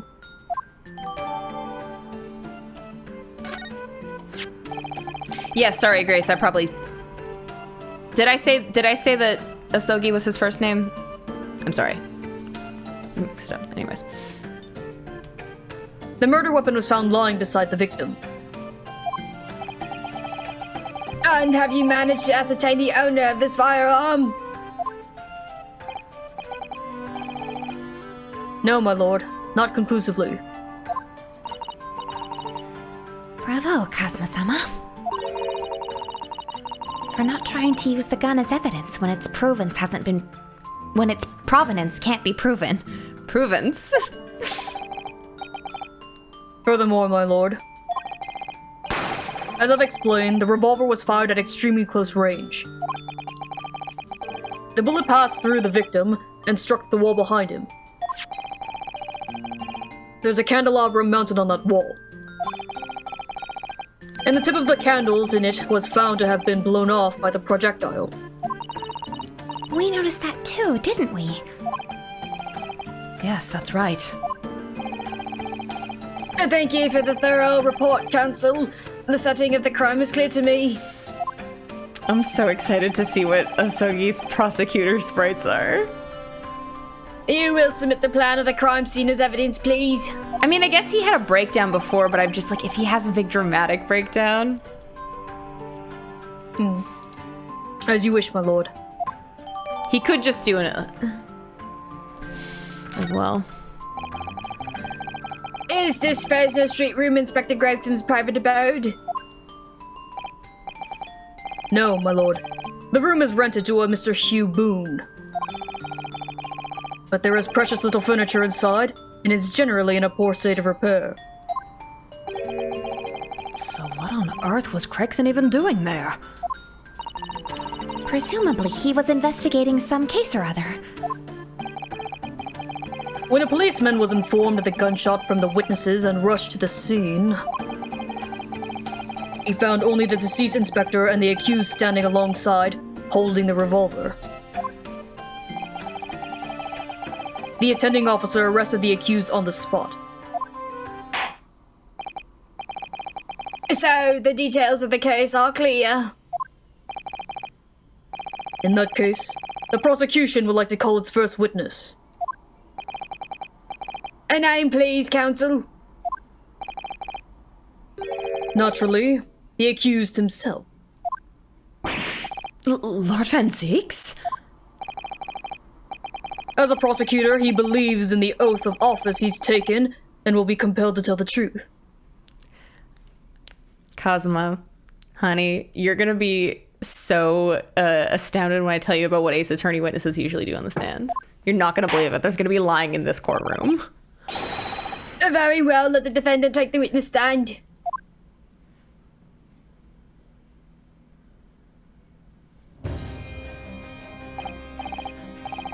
So, witness, state your name and occupation for the court. Rock Van Zeeks, Old Bailey prosecutor. I presume, Lord Van Zeeks, that you heard Prosecutor Asogi's opening précis. I did. It is alleged that you were found at the scene of the crime. And that you were arrested by and that you were arrested by the arriving police officer. Can you confirm this? My scroll, Yes, my lord. Scroll is incredibly sensitive today. And I'm sure the court would like to hear you explain some things away. Namely, why you were there in the room on Fresno Street at the time in question. And what exactly took place. I intend to explain away nothing. I will simply tell the truth. I must say, Lord Van Zeeks, I never imagined this day would come. Or rather, I didn't want to imagine it would come, but since you became known as the Reaper, a part of me has been dreading it. I need him to look up again. Because when he did that before, I couldn't get the image of a pufferfish out of my mind. I thought he really looked like a pufferfish really close to the camera. I need him to do it again. Damn it. Your formal testimony then, witness.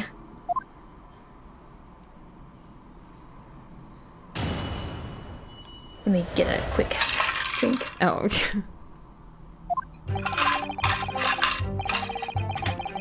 I was investigating Gregson, and my inquiries had led me to that address. When I first entered the room that day, it was dark inside and I saw no one. A moment later, I heard the gunshot. I spun around and saw the revolver on the floor. Just as I picked the firearm up to examine it, the door flew open and I heard a man scream. Why is everyone picking up fucking firearms when they just because they're confused? Whatever. It was only then that the body of Inspector Gregson appeared before me.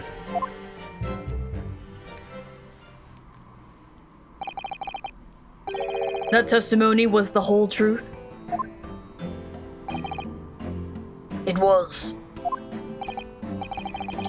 So, you heard a shot being fired in a room with no living occupants, and moments later, a corpse somehow appeared before your eyes. Is that it? You're right. You haven't explained away anything. In fact, that would barely qualify as an excuse. Being such a bitch. I thought you were my mute apprentice. Yet it turns out you have a way with words, Prosecutor Elsogi. It would appear to be a singular tale indeed. Singular isn't the word. It's laughable. What's gotten into Kazuma? He's not behaving like himself at all. I like this. Very well then. Counsel, you may begin your cross-examination. Yes, my lord.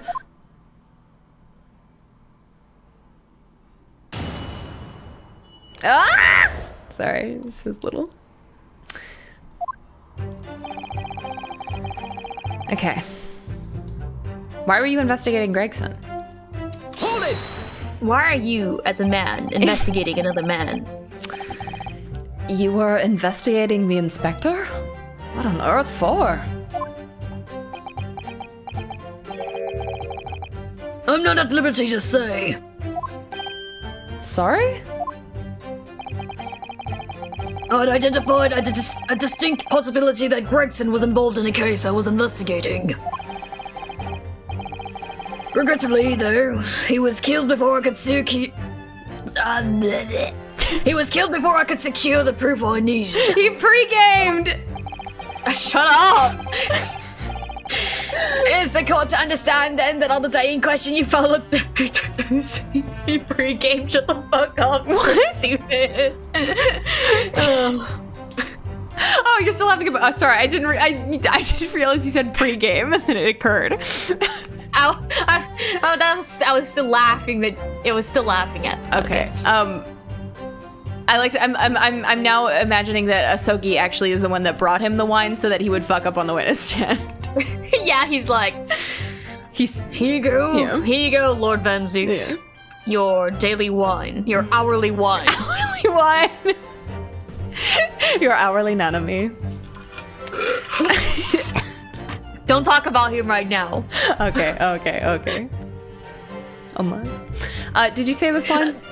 I did. Okay. I did.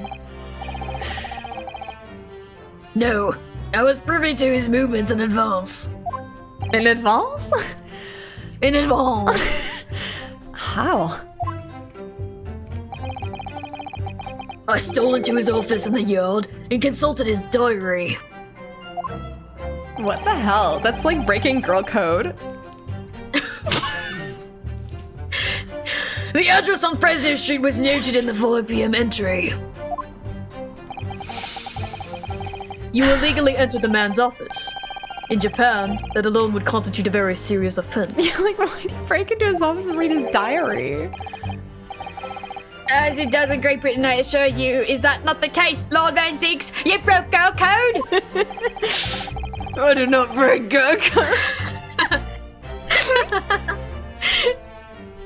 I was aware of the possible consequences. I'm breaking girl code. I'm breaking girl code. I had to do what I had to do. So in summary, you were investigating the victim.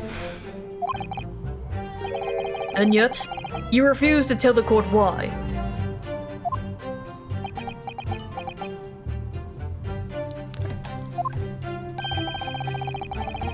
I didn't realize British prosecutors enjoyed such freedom to choose what to divulge under oath. Why did I ever think I could defend this man? I don't know.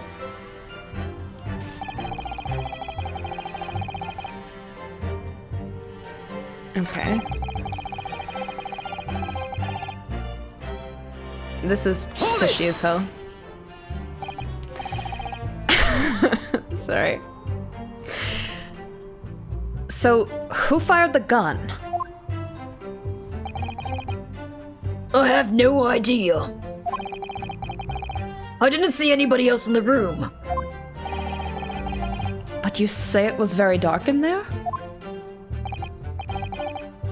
Yes, that's right. All I can tell you is, I didn't sense another's presence. Aha! Then could it be that the gunshot actually originated from somewhere outside the room?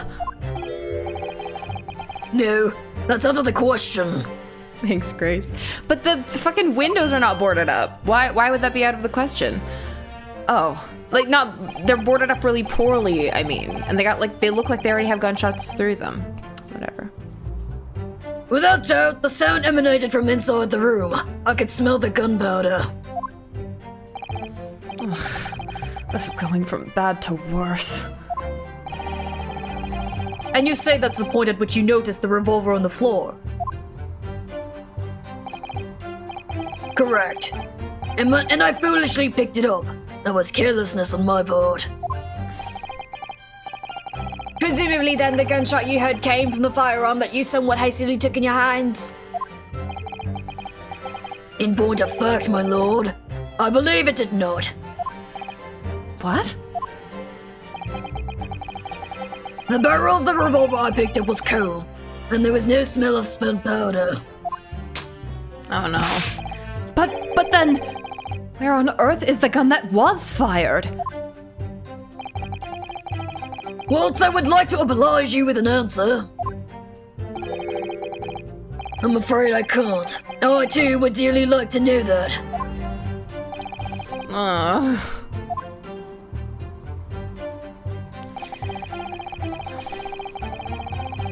Okay. Hold it! A man, you say? One of the witnesses, I presume? That's right. One of the street merchants working on Fresno Street. Who are these merchants? A number of them had set up their stalls directly beneath the boarded window of the crime scene. A match seller, a newsmonger, and a peddler. They've all given statements saying they heard the gunshot. Okay, so they're in cahoots, and one of them just outside the window stuck the gun through the window, because you could fucking stick your hand through, shot Gregson, and then they hid that gun, and they're like, we all heard it! And without thought of danger, they ran inside to see what had happened. Yes, Gina told us about that yesterday, didn't she? They burst through the door with some force, it would seem. They did, and almost gave me a heart attack in the process. But you're supposed to be the Reaper. You don't have a heartbeat. The first man to come in immediately noticed the revolver in my hand and fled. A policeman patrolling on Fresno Street heard the commotion and was able to arrest the accused shortly after the incident occurred. Anyway, the man's scream drew my attention in that direction.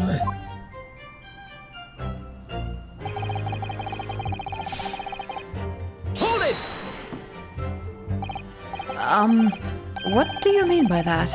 Oh, hello? Excuse me. Fuck. In what way did the body appear? I honestly can't explain it, but it's the truth. As far as I was concerned, the body hadn't been there until that point, and then suddenly, there it was. Did you perhaps hear the sound of the victim falling to the ground just beforehand?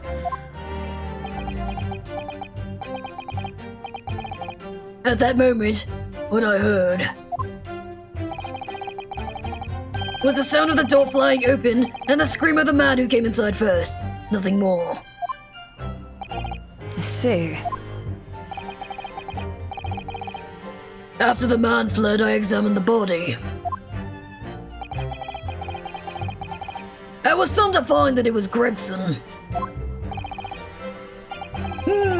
Most curious circumstances indeed. He didn't commit suicide, did he? How the inspector was killed, or how his body seemed to appear out of nowhere, I have no idea. So, that's Lord Van Zieks' account. Do you have any thoughts, Mr. Naruhodo? Yes.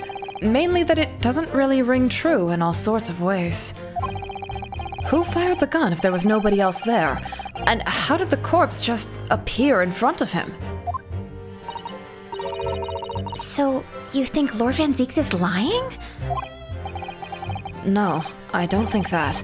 I mean, if he was going to lie, I would expect him to have come up with a more credible story, wouldn't you? Yes, I completely agree. I think he genuinely doesn't know what really happened himself. So we must do what we can to fill the gaps. Yes, first and foremost, we need more information. Okay. I'll press that. I did not press this. Hold it! Had you ever been to the address before? No, never. I only learned of the place as a result of my investigations into Gregson's activities. There was no light inside when I entered, so it was all but impossible to make out anything. But at 5 p.m., the sun would only just have gone down. It would still have been reasonably light outside. The room has a window, but it was boarded shut. Very little light found its way into the room from outside, so it was extremely murky inside. I wouldn't have noticed if the victim was already lying on the floor. There was no artificial light in the room, you say? You're quite sure? I'm quite sure that the part of the room where the body was found was very dark. I have a feeling there was a small oil lamp burning on the desk, though I couldn't say for certain. Look, Mr. Naruhodo.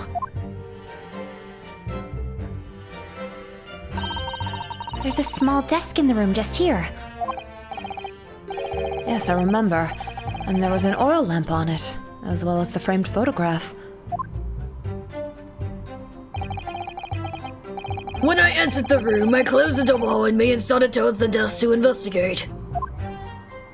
So you're telling me that you saw a dude... So wait, so he saw all this before he heard the gun. So he was inside the room when the gunshot went off, right? Yes. Okay. And what did you find? Nothing. I never actually reached the desk. Objection! Surely the court has heard enough. What are you hiding? My lord, the cross-examination has clearly revealed that the accused, Barack Van Zieks, is lying on multiple fronts. Okay, everyone shut the fuck up!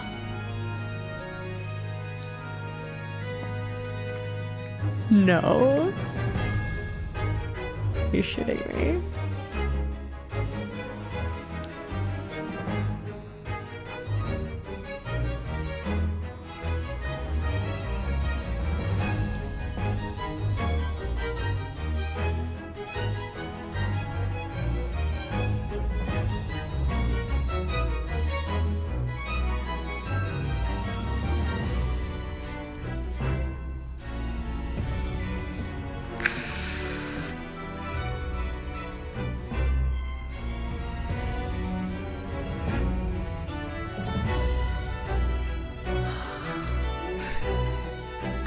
This song made me lock my keys in my car. Oh, this is the song!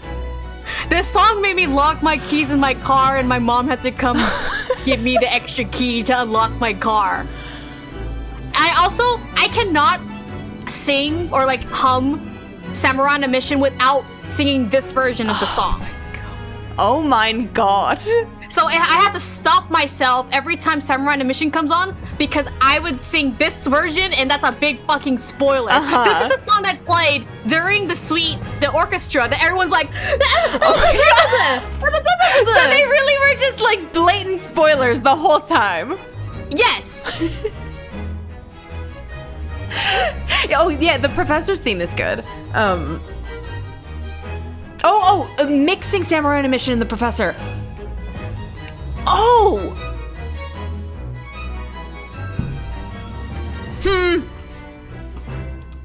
Well, okay. What is that supposed to mean? If you want to get technical about it, that orchestra like started with a fucking spoiler, but it takes some fucking mental gymnastics. But anyways. Good gracious, counsel, is that new music I hear? The defendant is lying, you say? In his testimony just now,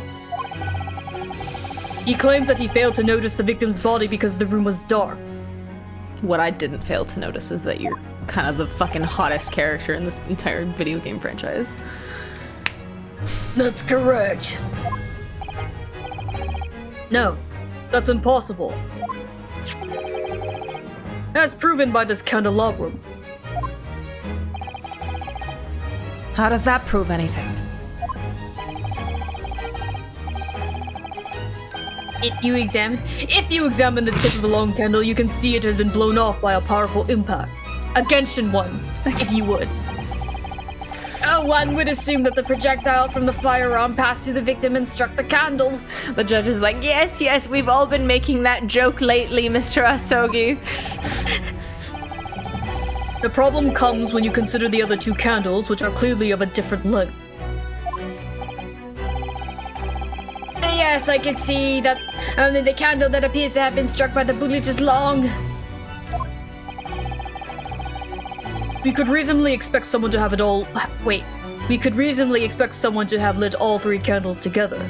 Nami, the harpsichord is what made me be like, oh my god, it's like it's the Barack Van Zieks' influence instrument of this song.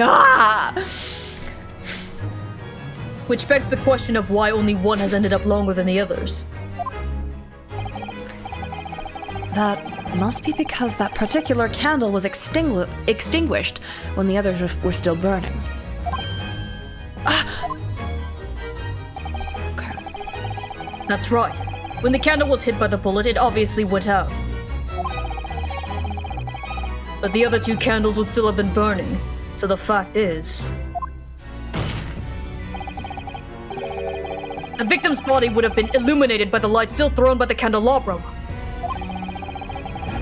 And the accuser's claim that he couldn't see the body clearly contradicts those facts.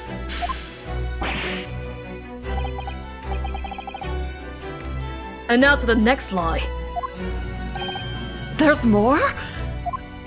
You bet your sweet ass there is. Oh, why do you have to do this so sexily?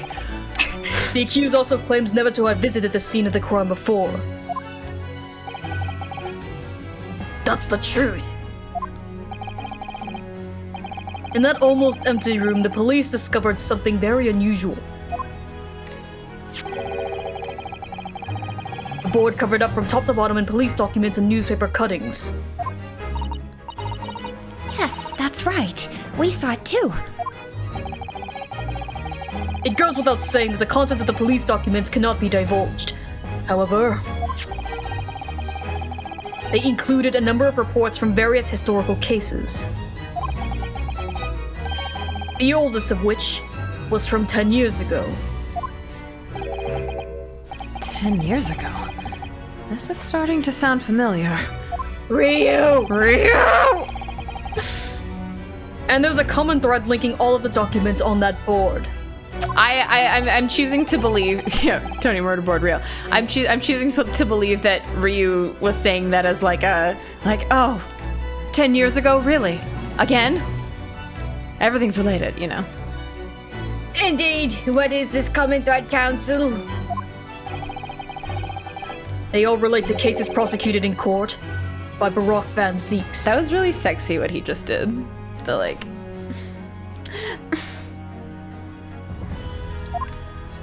Looks like he's about to do an MMD.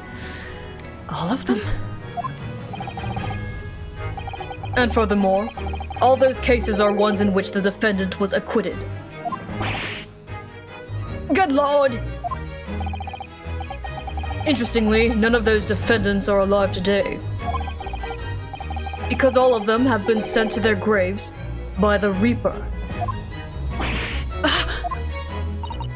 Oh no. In short, that dingy little room is the Reaper's secret hideout and his base of operations. The Reaper's hideout? And yet the Reaper would claim never to have been to his own secret hideout? Sorry, I didn't, so the Yard said that they were investigating the angle that it was actually Gregson's office. Does he just not consider that? Or, does he not care? Or, I guess this is his own conclusion. No one would believe that. No. The truth is, we've been looking at this backwards. Backwards. Explain, Council. Inspector Gregson was investigating the identity of the Reaper. When he discovered the location of the man's secret hideout, he was killed. Sorry. I absolutely misheard everything I think that had been said and completely misunderstood it. I was like, well, I'm never doing weed again. I'm literally never doing it again. You can play the game. As I'm sure everyone can imagine, by the Reaper's hand. What?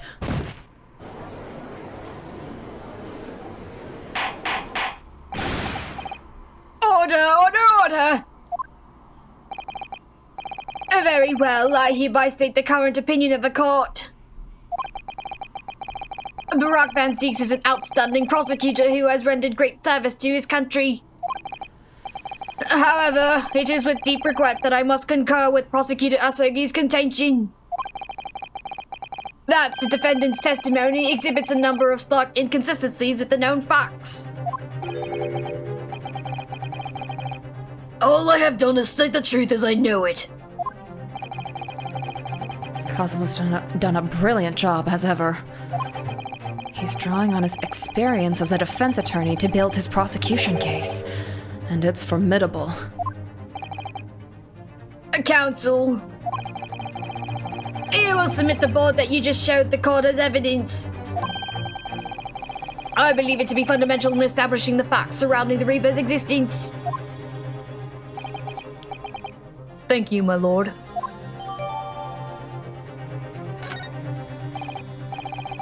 And now, the prosecution would like to call new witnesses to the stand. Witnesses who saw events unfold on the day in question. They were mentioned in the previous testimony too, if you remember. Yes, the street sellers who heard the gunshot and went running into the room. Very well, lead the witnesses in. The defendant may step down from the witness stand. Certainly, my lord.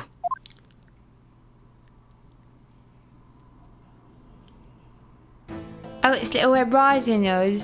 It's me. What happened to him? So, sorry. So, witnesses, state your names and occupations for the court. Do you, which ones do you want to do? I mean, I have to do Beppo. Of course. Do you think, what should this, I don't know what this guy should sound like. I'll be this one and you can be the other two. Okay, sure. How about that? Whatever you want. Names. We don't use names. Saucy fancy for the last sauce.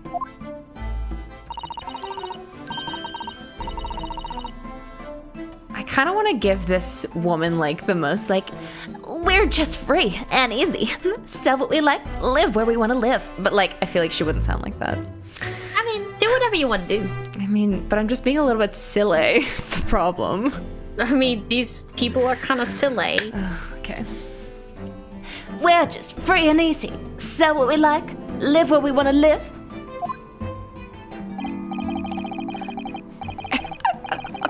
Give them all a fake stab as they walk down the resto. I spit a few words into a verse for them.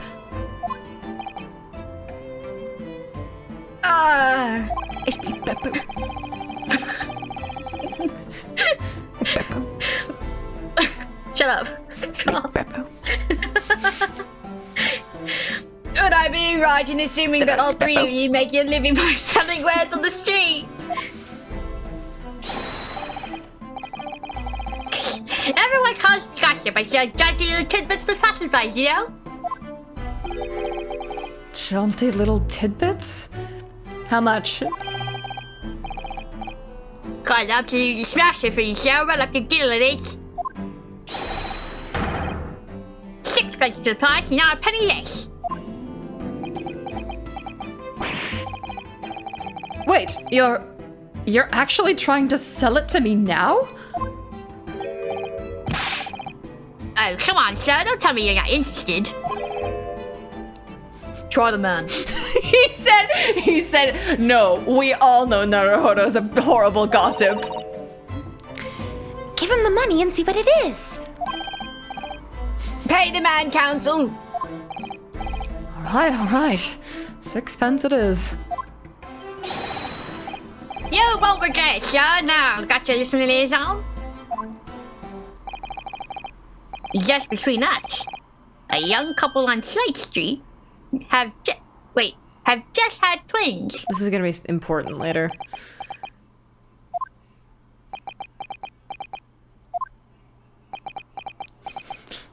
You okay? Is that it? No, that's not it. It's gossip, isn't it? It wants to spread, but that bit's up to you in your mouth, of course. I've got more, you know. Want another juicy one? 6 pence it is. Wait, 6 pence a piece it is if you're curious. I am curious, yes. About what's going on just under that fat bottom lip of yours. Namely, that unusual bruise or whatever it is that's poking out from under your collar. What about the next witness then? What name do you go by and what do you sell? Me? I'm Venus. That's just what everyone calls me. Funny, innit? I sell these lovely little fireworks to all the local school kids. 6 pence a pop. What do you say?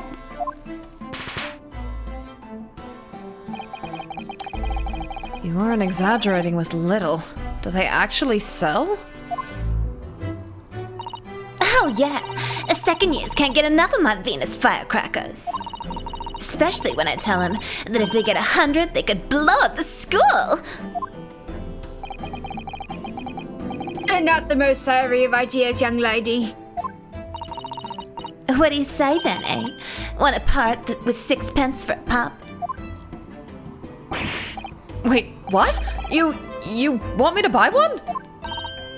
Tell you what, I'll let you in on a little secret. If you get 100 of them, you can blow up the whole courtroom. Try the woman. Give her the money and see if she's right. Hey, the woman council! All right. Buy one. Lovely stuff. Right then, this is just something a bit extra just for you. The Venus Special, only 600 pence. 600? It's 100 of my regular fireworks. Nothing little about that, is there? And there'd be nothing little about the punishment if I blew up the Old Bailey either. Okay. And the last witness. What name do you go by and what do you sell?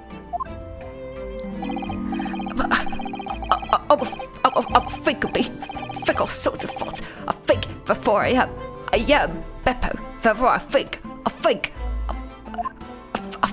Beppo. Because I stand there on the street, watching the world go all about me. They call me the Observator. Get out of here, old man. Everyone calls you Sandwich, you know it. Everyone calls you Beppo and you know it. So, you don't actually sell anything. Problem shared is a problem after, as they say. I'll give advice I do and think what it means. I don't actually sell anything, no. Come to think of it. Pity. No more purchases today, please. Well, we have quite a cast here, it seems. They conduct their business on Fresno Street from morning until night, my lord. And always in the same place, directly adjacent to the crime scene. I see, and thus they heard the gunshot, I suppose. Not only that, but they very bravely ran inside to see what was going on and witness the crime. Well, I'll be begging, I thought, just between us. Venus de Milo, what am I to do? What a terrible thing I saw. Well, I guess if what we see is light and shadow play before our eyes, is any of it real?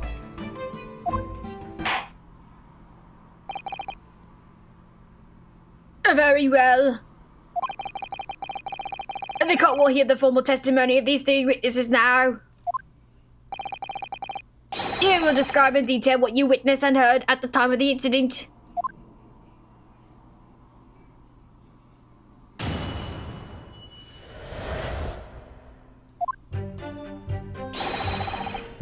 We saw the whole thing from start to finish. We did everything from the moment they were in the building.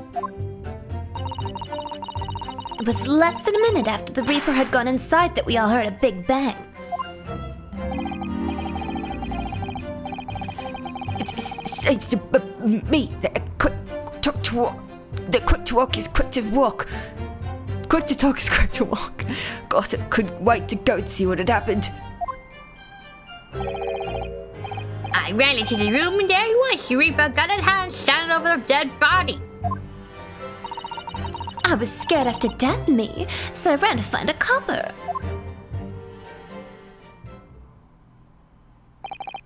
If these witnesses were there the whole day and saw everything, who did they see going inside the building?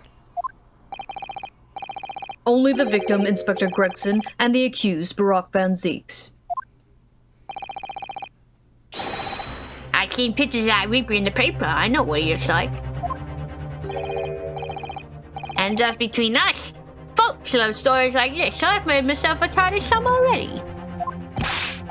But wait, The room was just one of several flats in the building. Someone from another flat could have done it.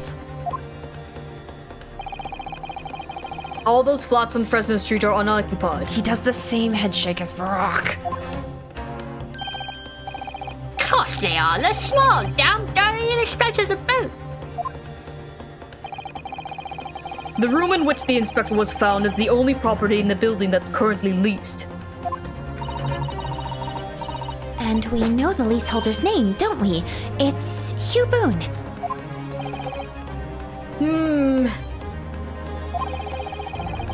The testimony the court has just heard would appear to leave little room for doubt. It's becoming increasingly difficult to see how anyone other than the defendant could have committed the crime. No!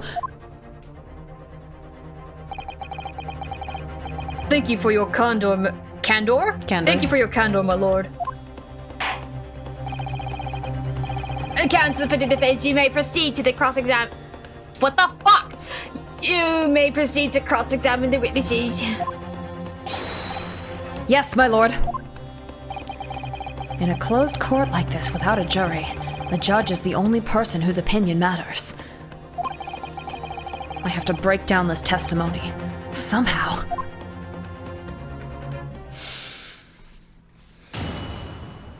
I kind of want to press everything on the off chance that Asogi might say something.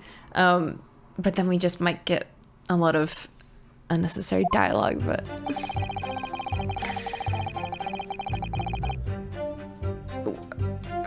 Okay, so Brock and Zeke's party that went into the building. It was less than a minute after the Reaper got inside we all heard a big bang.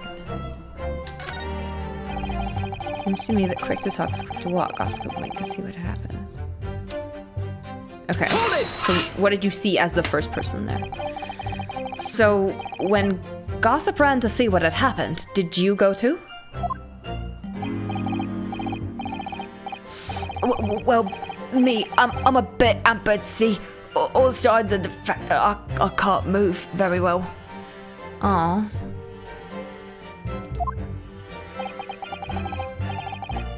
You were way behind, presumably, with that sandwich board around your neck and that big sun in your hand. What a great burden you bear. Pardon me for asking, Mr. Sandwich, but is it possible you and I have met before? It's not Beppo. It's surely not Beppo.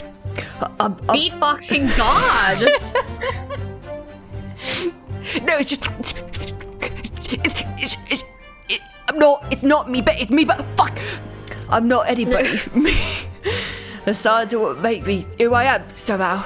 I saw it before I am. Wait, does he have amnesia? What's it called? I don't know. I wanted to bring up something, because he's quoting, that philosopher. Yeah. Not Francis Bacon.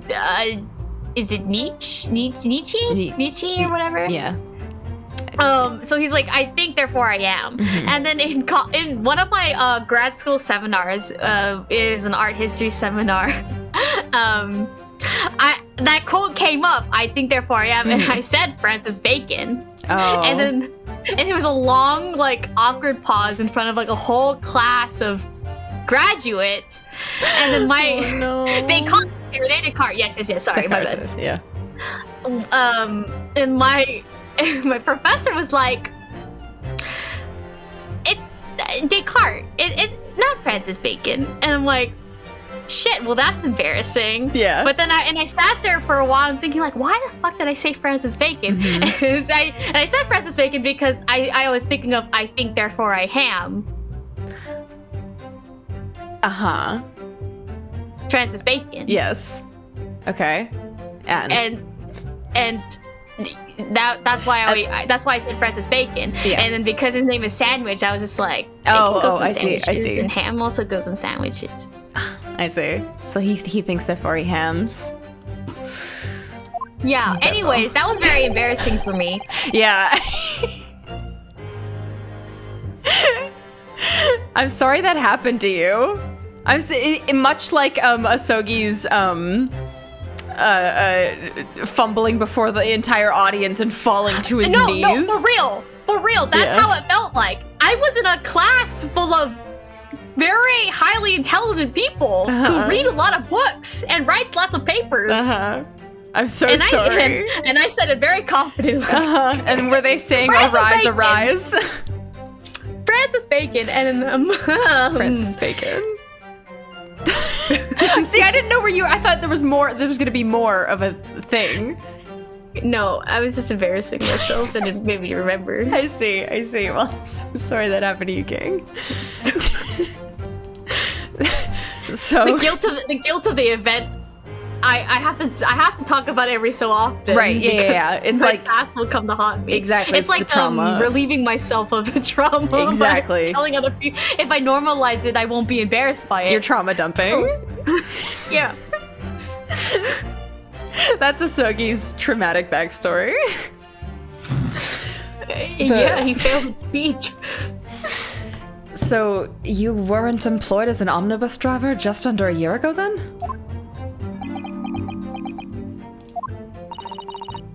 I might be mistaken, but I believe his trembling has intensified, Mr. Naruhodo. Yes, I agree.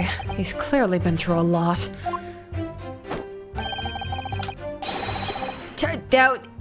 Turn down King Henry Street and the Black Widow's arms is just fair. What does this say? Hot.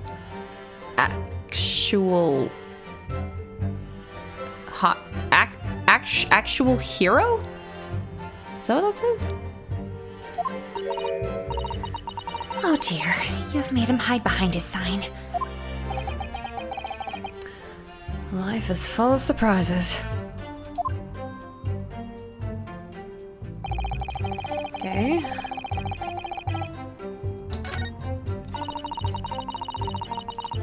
Okay. No, I have to go back. Hold it!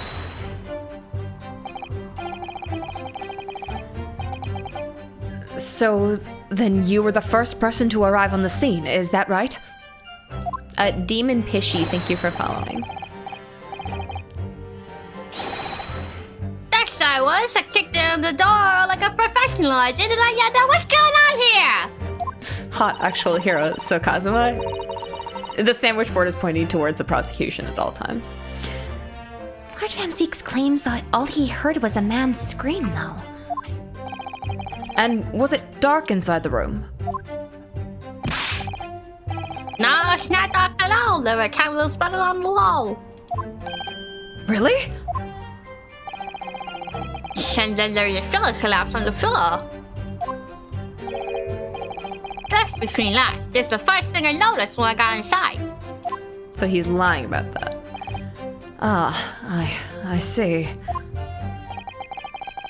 Even though Lord Van Zeek's claims not to have seen any such lights on the wall. Next thing I noticed was someone standing right beside the body. Thank you. The accused Barack Van Zeeks. That's right, the pale-faced Reaper himself. I was a little shocked, I won't deny it, but I'm no living coward. I stood my ground and gave that Reaper a cold hard stare myself. And was there anyone else in the room at the time? No, of course not. Not at first. But this old stiff came waddling along behind me. Of course, only him might. I can't understand so well, as you can imagine, especially on the way up. And you couldn't have just failed to see someone. It was a bit dingy in there, I grant you. But there was candles. But there were the candles on the wall and the lamp on the table. There was nowhere anyone could could have been hiding. You mark my eyes. I'm not doing anything with my mouth. I'm sort of like pressing my tongue against my molars. Yeah. That's how I'm doing it.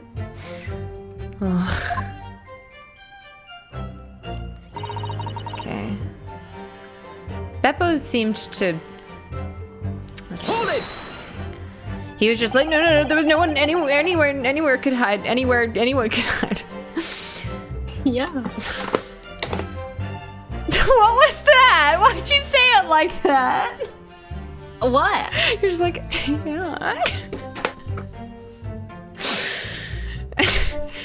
So you didn't run into the room with your friends?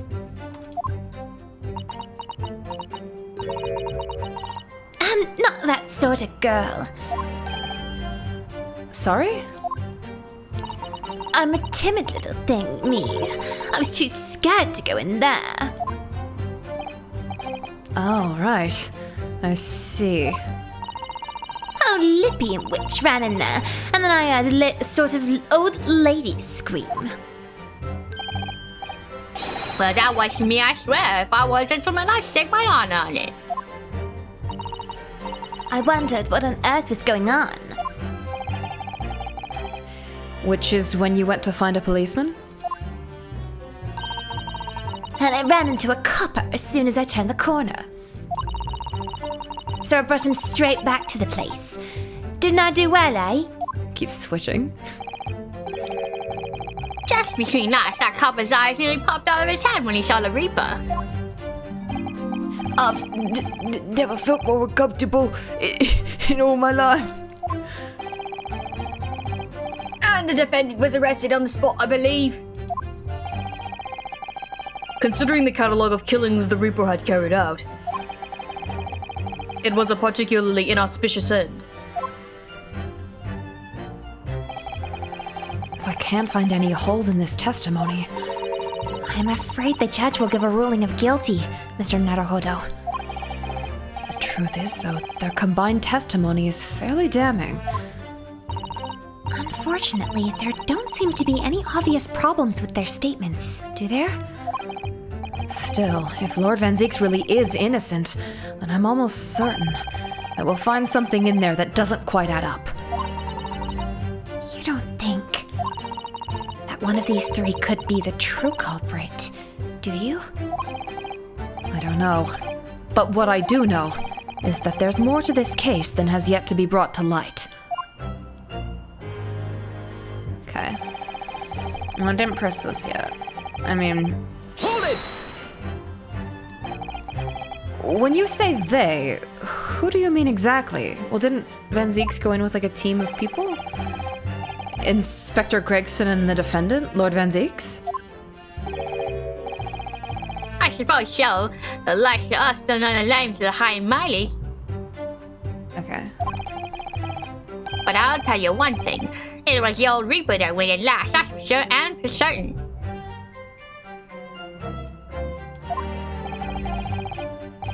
Just behind Inspector Gregson? Did they arrive at the same time as each other? No, not at all. The first fella must have gone inside a good 15 minutes before we heard that gunshot. The victim arrived 15 minutes before? Are you sure about that? Am I sure? Am I sure? Doesn't seem likely that I've forgotten a fella with bright red hair like that, does it? Oh, right. There was a wig in there. Yeah, is they were really red, weren't it? Redder than my flaming fireworks, even. That fiery red mop still burnt on the inside of my eyelids, that is. Wait, sorry.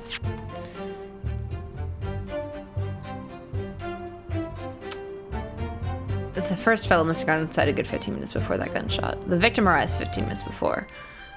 So, okay. Yes, okay. Gregson was wearing the... Wait a minute. You're saying the man was a redhead? Well, you're listening, chum. He was a redhead. And he had a big trunk with him as well. But Inspector Gregson's hair isn't red. Not by any stretch of the imagination. It seems likely that the person you saw wasn't in fact Inspector Gregson at all, but some other third party. No, I hate to break it to you, but the witnesses are correct. What? Just have a look at this photograph of the victim taken at the scene. Yes, that's Inspector Gregson, all right. And a red hairpiece. Ah! Of course! We saw one on the floor when we investigated the scene, didn't we? I still refuse to believe Inspector Gregson wore a hairpiece, though. So then why on earth would he have been wearing something like that? I mean, Sholmes... Okay, that would be funny. Because Sholmes was like, he got recognized at the Red-Headed League, and they were like, "Are you investigating a case here?" And he's like, "Yes, that's what I'm doing here." So maybe Gregson was the one investigating. The killer doesn't demand what might say. The photograph will be submitted as evidence, please, counsel.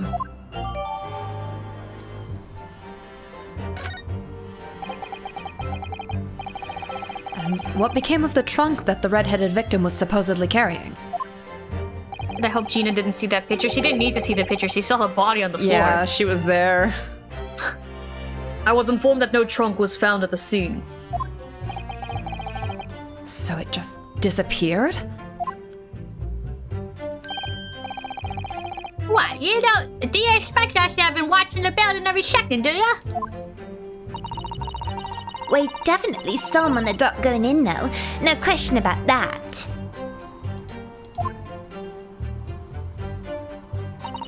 Okay. Did I... okay. Oops.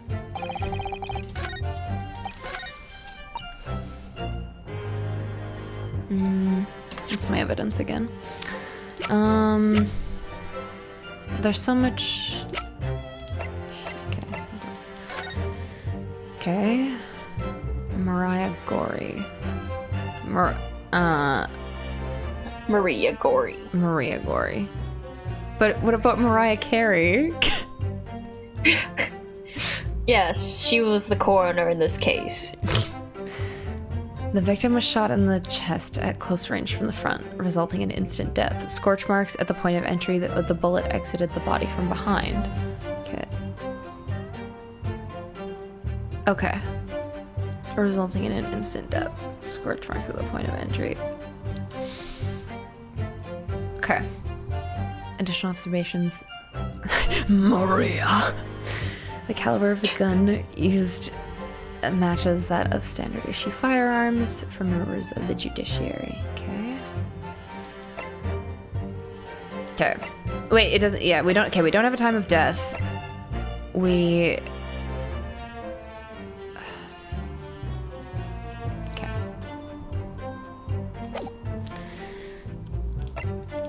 Crime scene floor plan. Okay. So we were looking at the crime scene from this angle.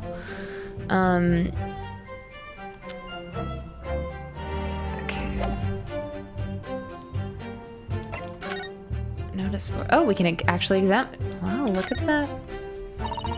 Oh, wait. We sure did examine this earlier, didn't we? Yeah, we did. Then why? Oh, wait. Yeah, it's the Redhead League advertisement. Okay. There's a red-headed piece. Yeah. Oh, okay. Sorry, this is new. Was Inspector Gregson an exponent of the Red-Headed League then? Oh, is it? Because, oh my god, did he used to have... Oh, hello. Did he used to have red hair? And then he lost it, so he couldn't get money anymore. Oh, what's this? Mr. Naruhodo, look! Oh, yes, it's a smudge of some kind. In fact, it looks just like a handprint. And the color. That's blood, isn't it? Oh dear. How disturbing. Okay.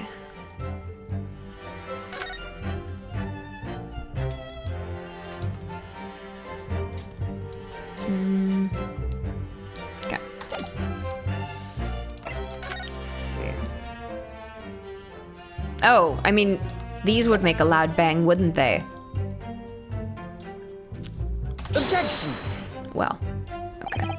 That last statement was contradictory in a number of ways, I think you'll find. In a number of ways, you say? That's right, my lord. In a number of ways. Perhaps it would serve you well to concentrate your efforts on one contradiction at a time, Counsel. Ugh, I made a bit of a mess of that. In a number of ways, actually. Okay, that seems weird. But, hold on. What? What? Okay. It's not what I was expecting. Yeah, so you flush. Okay, this seems like the most obvious, like, I don't know. Maybe I have to examine it first, because it's like, what kind of bang could it make? Ooh. But there's nothing on here to examine. Oh, there we go.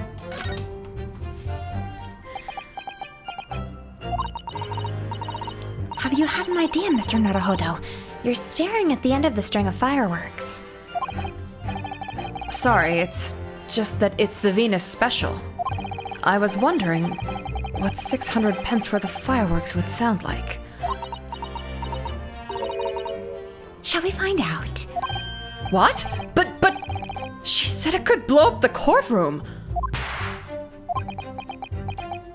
They just are doing. All right, that was a fairly sizable bang. My ears are still ringing, Mr. Naruhodo. It sounded almost exactly like... Okay. Sogi at the other side of the courtroom, like, what the fuck are you guys doing? Okay. Objection. What? But. Am I going insane? He was just playing devil's advocate. Okay. It went but we heard a big bang. It goes off like a. So you're thinking too far ahead. Oh. There's a piece of evidence that you examined that's relevant that we need to tackle first. Okay. There might be a statement you have to revisit as well. Okay. Like press again? I'm not sure again. Okay. I don't understand. I mean, not understand. I don't remember which statements you've pressed already or not. Yeah. Okay. Remember how contradictions work, but it's not always like the contradiction could be that she has these fireworks that could have gone off instead of the gun. That's like, yeah, whatever. I guess it would be more of a contradiction if it was like, I had just sold one of my Venus special firecrackers, but I don't know.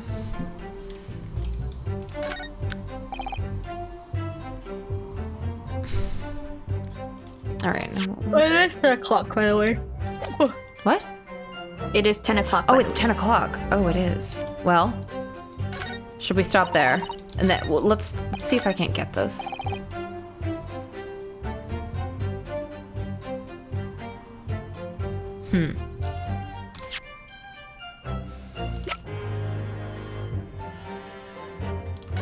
Oh wait, did we?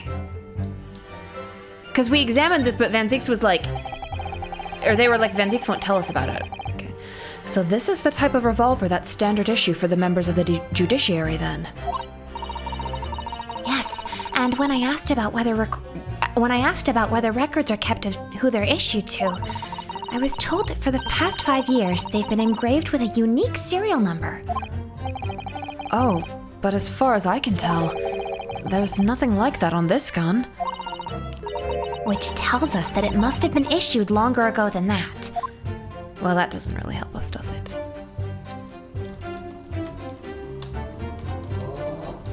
Clever, you're not helping. Okay, okay, so maybe something about the candle. One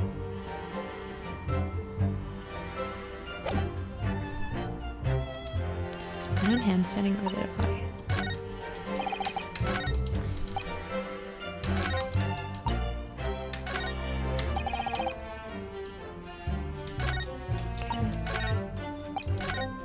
It was less than a minute after the Reaper had gone inside that we all heard a big bang.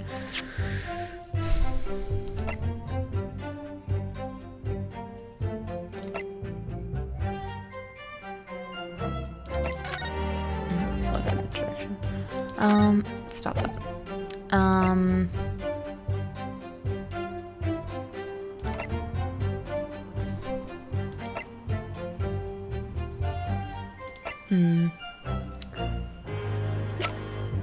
Interesting.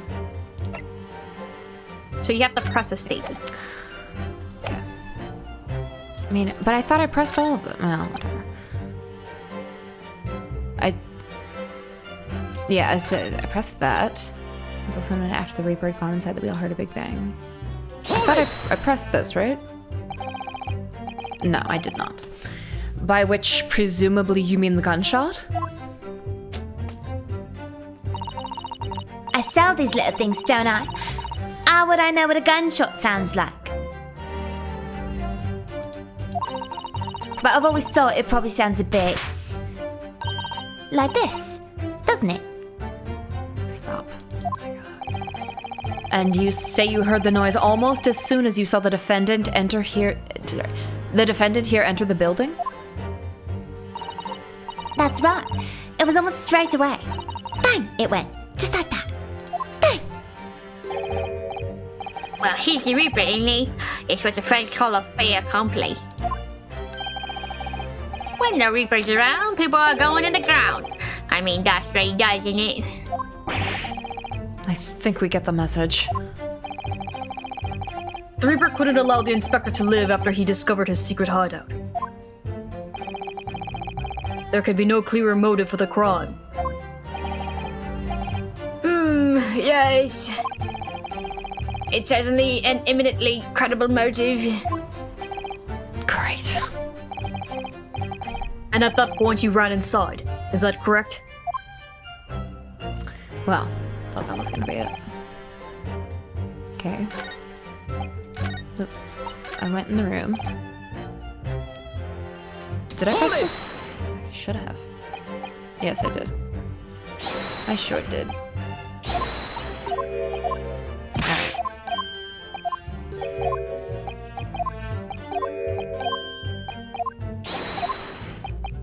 Okay. Oh, well. Give the Reaper a oops. Why did it do that? Row. Oh my god. Okay. You know, all you have to do is fucking... Alright.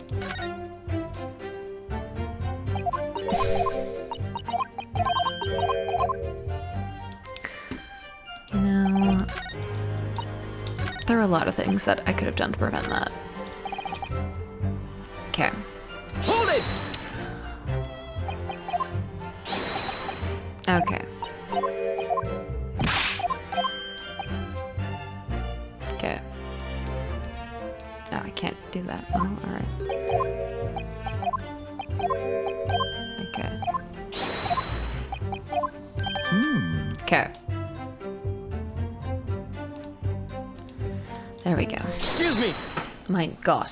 Alright. I think that's a good place. Because then we just are... Yeah. Yeah. Anyways. We'll stop right there. Well, thank you guys for enduring that. I was not expecting I was not expecting to be so brain dead. I thought it would just make me focus better. Anyways, Yeah, so this Saturday and next Saturday, no SOJ. I'm busy both weekends. Someone call it an interesting stream. But yes. Oh, yes. I need someone to send me the Spotify link to that. But yeah, Jet, thank you for being here. And I'm sorry I subjected you. That's okay. Thank you for having me. Yeah, no problem. Thank you for being here. I wasn't exactly